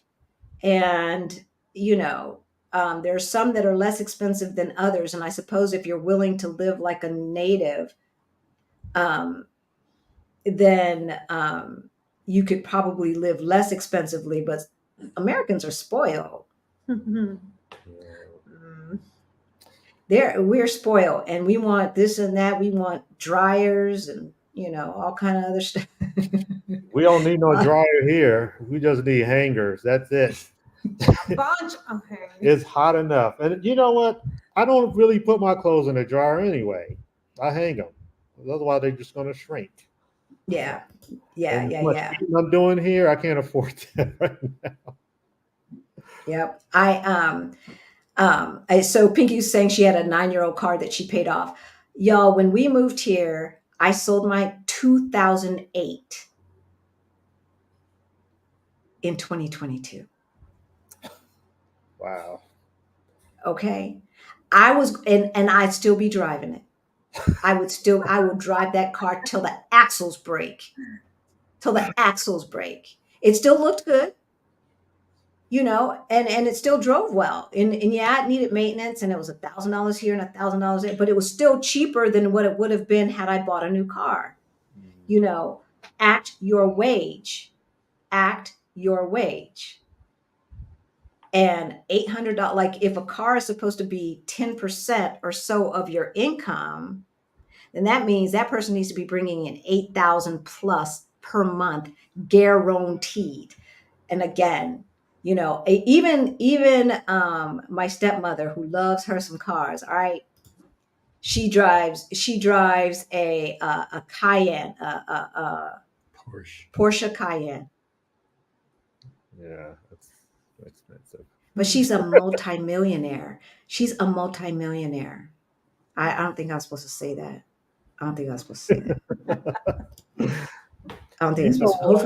Hopefully none of her birth kids are listening. Y'all ain't listening, are you? Oops. Anyway, okay. I saved these for last because we're not talking about Portugal today, y'all. We're talking about Colombia. In Portugal, for your D7 visa, you can rent a room for a 1-year lease. Are the rooms registered with finances? Okay. Yes. So if you rent in a private house, they will have to register that with the Financia office. If you are renting from as roommates, the apartment needs to be registered with the Financia office. You're going to have something that proves that it's registered as a rental and all of that. But maybe like if you rent in a private home, I'm not sure, but I know you would still, the lease would count. I know people who are doing that. I don't know if they have to register the room. Don't let me lie. I don't know. But talk to your immigration person. If you need immigration help, we have some links in the description below under All Things Portugal. But yes, a lease by someone who is licensed, who has the right to give you that lease, could suffice, and it doesn't have to be a whole house. I recently learned that if you don't have a guarantor for rental in Portugal, you can get renter's insurance to cover the rent. So landlords can get paid if you don't pay. Checking into that. Never heard of it. And and no one ever asked us for a guarantor either. So we were not asked for a guarantor, and nor did we get insurance. Our bank account was our insurance. So I did show our landlord our brokerage accounts, the totals of our, scratch out what I want to scratch out, but showed him our brokerage accounts. So he knew that if Social Security disappeared, that Money we could was the still issue. pay the rent, because you must pay the rent. But I can't pay the rent. All right, I think that's it. I think we did it, y'all. All right. So let's just wrap it up with this. Is your heart broken that you are not in Portugal right now? A little bit. I mean, I'm still getting the same experience, sort of, being here. I mean, just for country reasons, but it's not broken because it's still in the works. It's just a little more planning. So unless it was just not going to happen, cut off, then maybe yes, but that's not the case. I mean, at my age now, I have a lot more patience with things. So I'm not in a hurry to rush, because there's always something to do within the planning phase from now until that point. Whether I could be learning Spanish, I can, taking care of our health, saving money, finding alternate sources of income. There's always something to do in between. Exactly. Monica's not heartbroken. No, not at all, of course, but And but she gets to enjoy you there with her family. Yes. yeah. I really enjoy, you know what? I really want to learn English so bad, because I know everyone wants to talk to me and I want to talk to them, but it's just a little difficult. The translators, they're not that efficient as, talking person to person. So I got to really focus on that. If you want to have private lessons, we have a link in the description below. We take private lessons through a platform called Preply. You can get native speakers from all over the world. I've seen prices as low as $4 per hour, all the way up to $400 per hour. So it is very affordable. We were paying €10 per hour to get our Portuguese lessons. I pay $15 per hour to get my Spanish lessons. And it's doable. And then it holds you accountable, even if it's only once a week, especially when you live in country. Once a week, plus practicing on the street. Get a Colombian private tutor right there. I had a Colombian tutor and a Venezuelan tutor at the same time. A little bit different accent, but I want to be able to understand a wide variety of Spanish speakers. So I'm glad that I have a tutor that exposes me to different accents and makes me listen to different accents. But regardless, let them give you a foundation where you're paying them to butcher their language. And you don't have to be embarrassed or any of that stuff, right? No. Right? Because it's like, I'm paying you. So we going to go through this, and I'm going to say it wrong, and you're going to correct me, and there's nobody else to laugh and go, oh, they ain't got that yet. Oh, they don't know that yet. There's nobody else in the class to do any of that.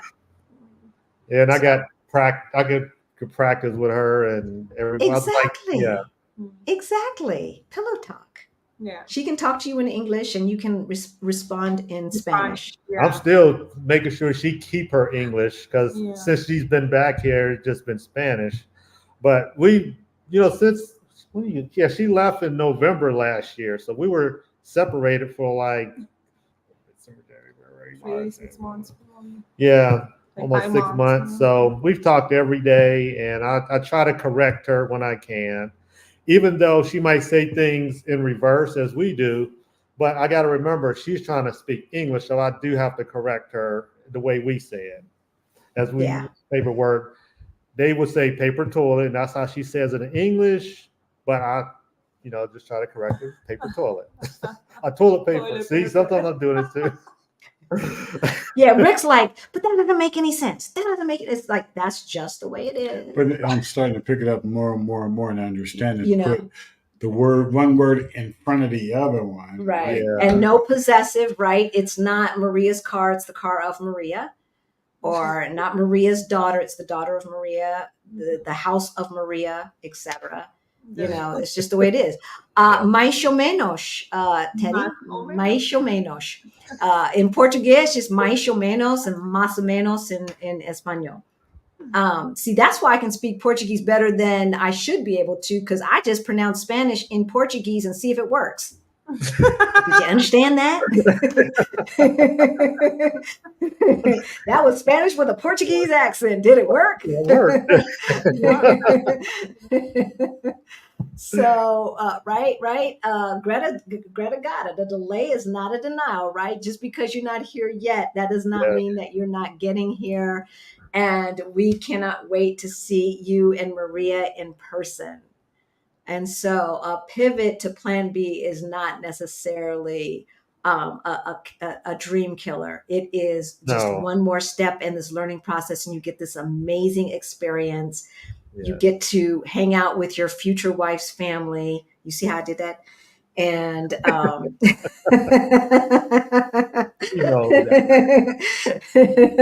and get that time. And then by the time you're here, they're gonna want to come visit you all here. Right? Yes. Right. And we will wait for you here, please. No, we will visit you here before you move to. So we will visit you in Colombia before you move to Portugal. But with your next meetup, we're coming. You're going to be there? Of course. We will. I couldn't make it this time because of getting here and then August. So it's like, it was too much. Yeah. All right, y'all. Our Black Utopia and Blacksit Global will be partnering yet again for another meetup in June of 2025. It's going to be the Monday and Tuesday of the Juneteenth week-ish. So somewhere like if it was the 17th this year, so I'm assuming it will be the 18th next year, the 18th and 19th of June 2025. There is a list down below that you can get alerted for when we start selling those tickets. And with that, if you need help moving abroad, we got you. We give one-on-one coaching, and we have a Move Abroad toolkit that you can get in the description below. If you need help getting your money straight and learning how to be a little bit more of a minimalist and less of a consumer, we got you. We do not think that our ancestors' wildest dreams was for you to work yourself to death, nor to work until 70. All right. We're about retiring early. And so if that is your dream too, we have Beyond the Bling. It is our financial education course for those who are late bloomers like Rick and I. That information is in the description below. If Portugal's the place and you want to move to Portugal, we have the replays in the description below. We have the waiting list in the description below for 2024. And listen, we have already put the early bird tickets for Virtual Summit 2025 is already out there for the folks who came to the meetup. We have 50 tickets. That's it.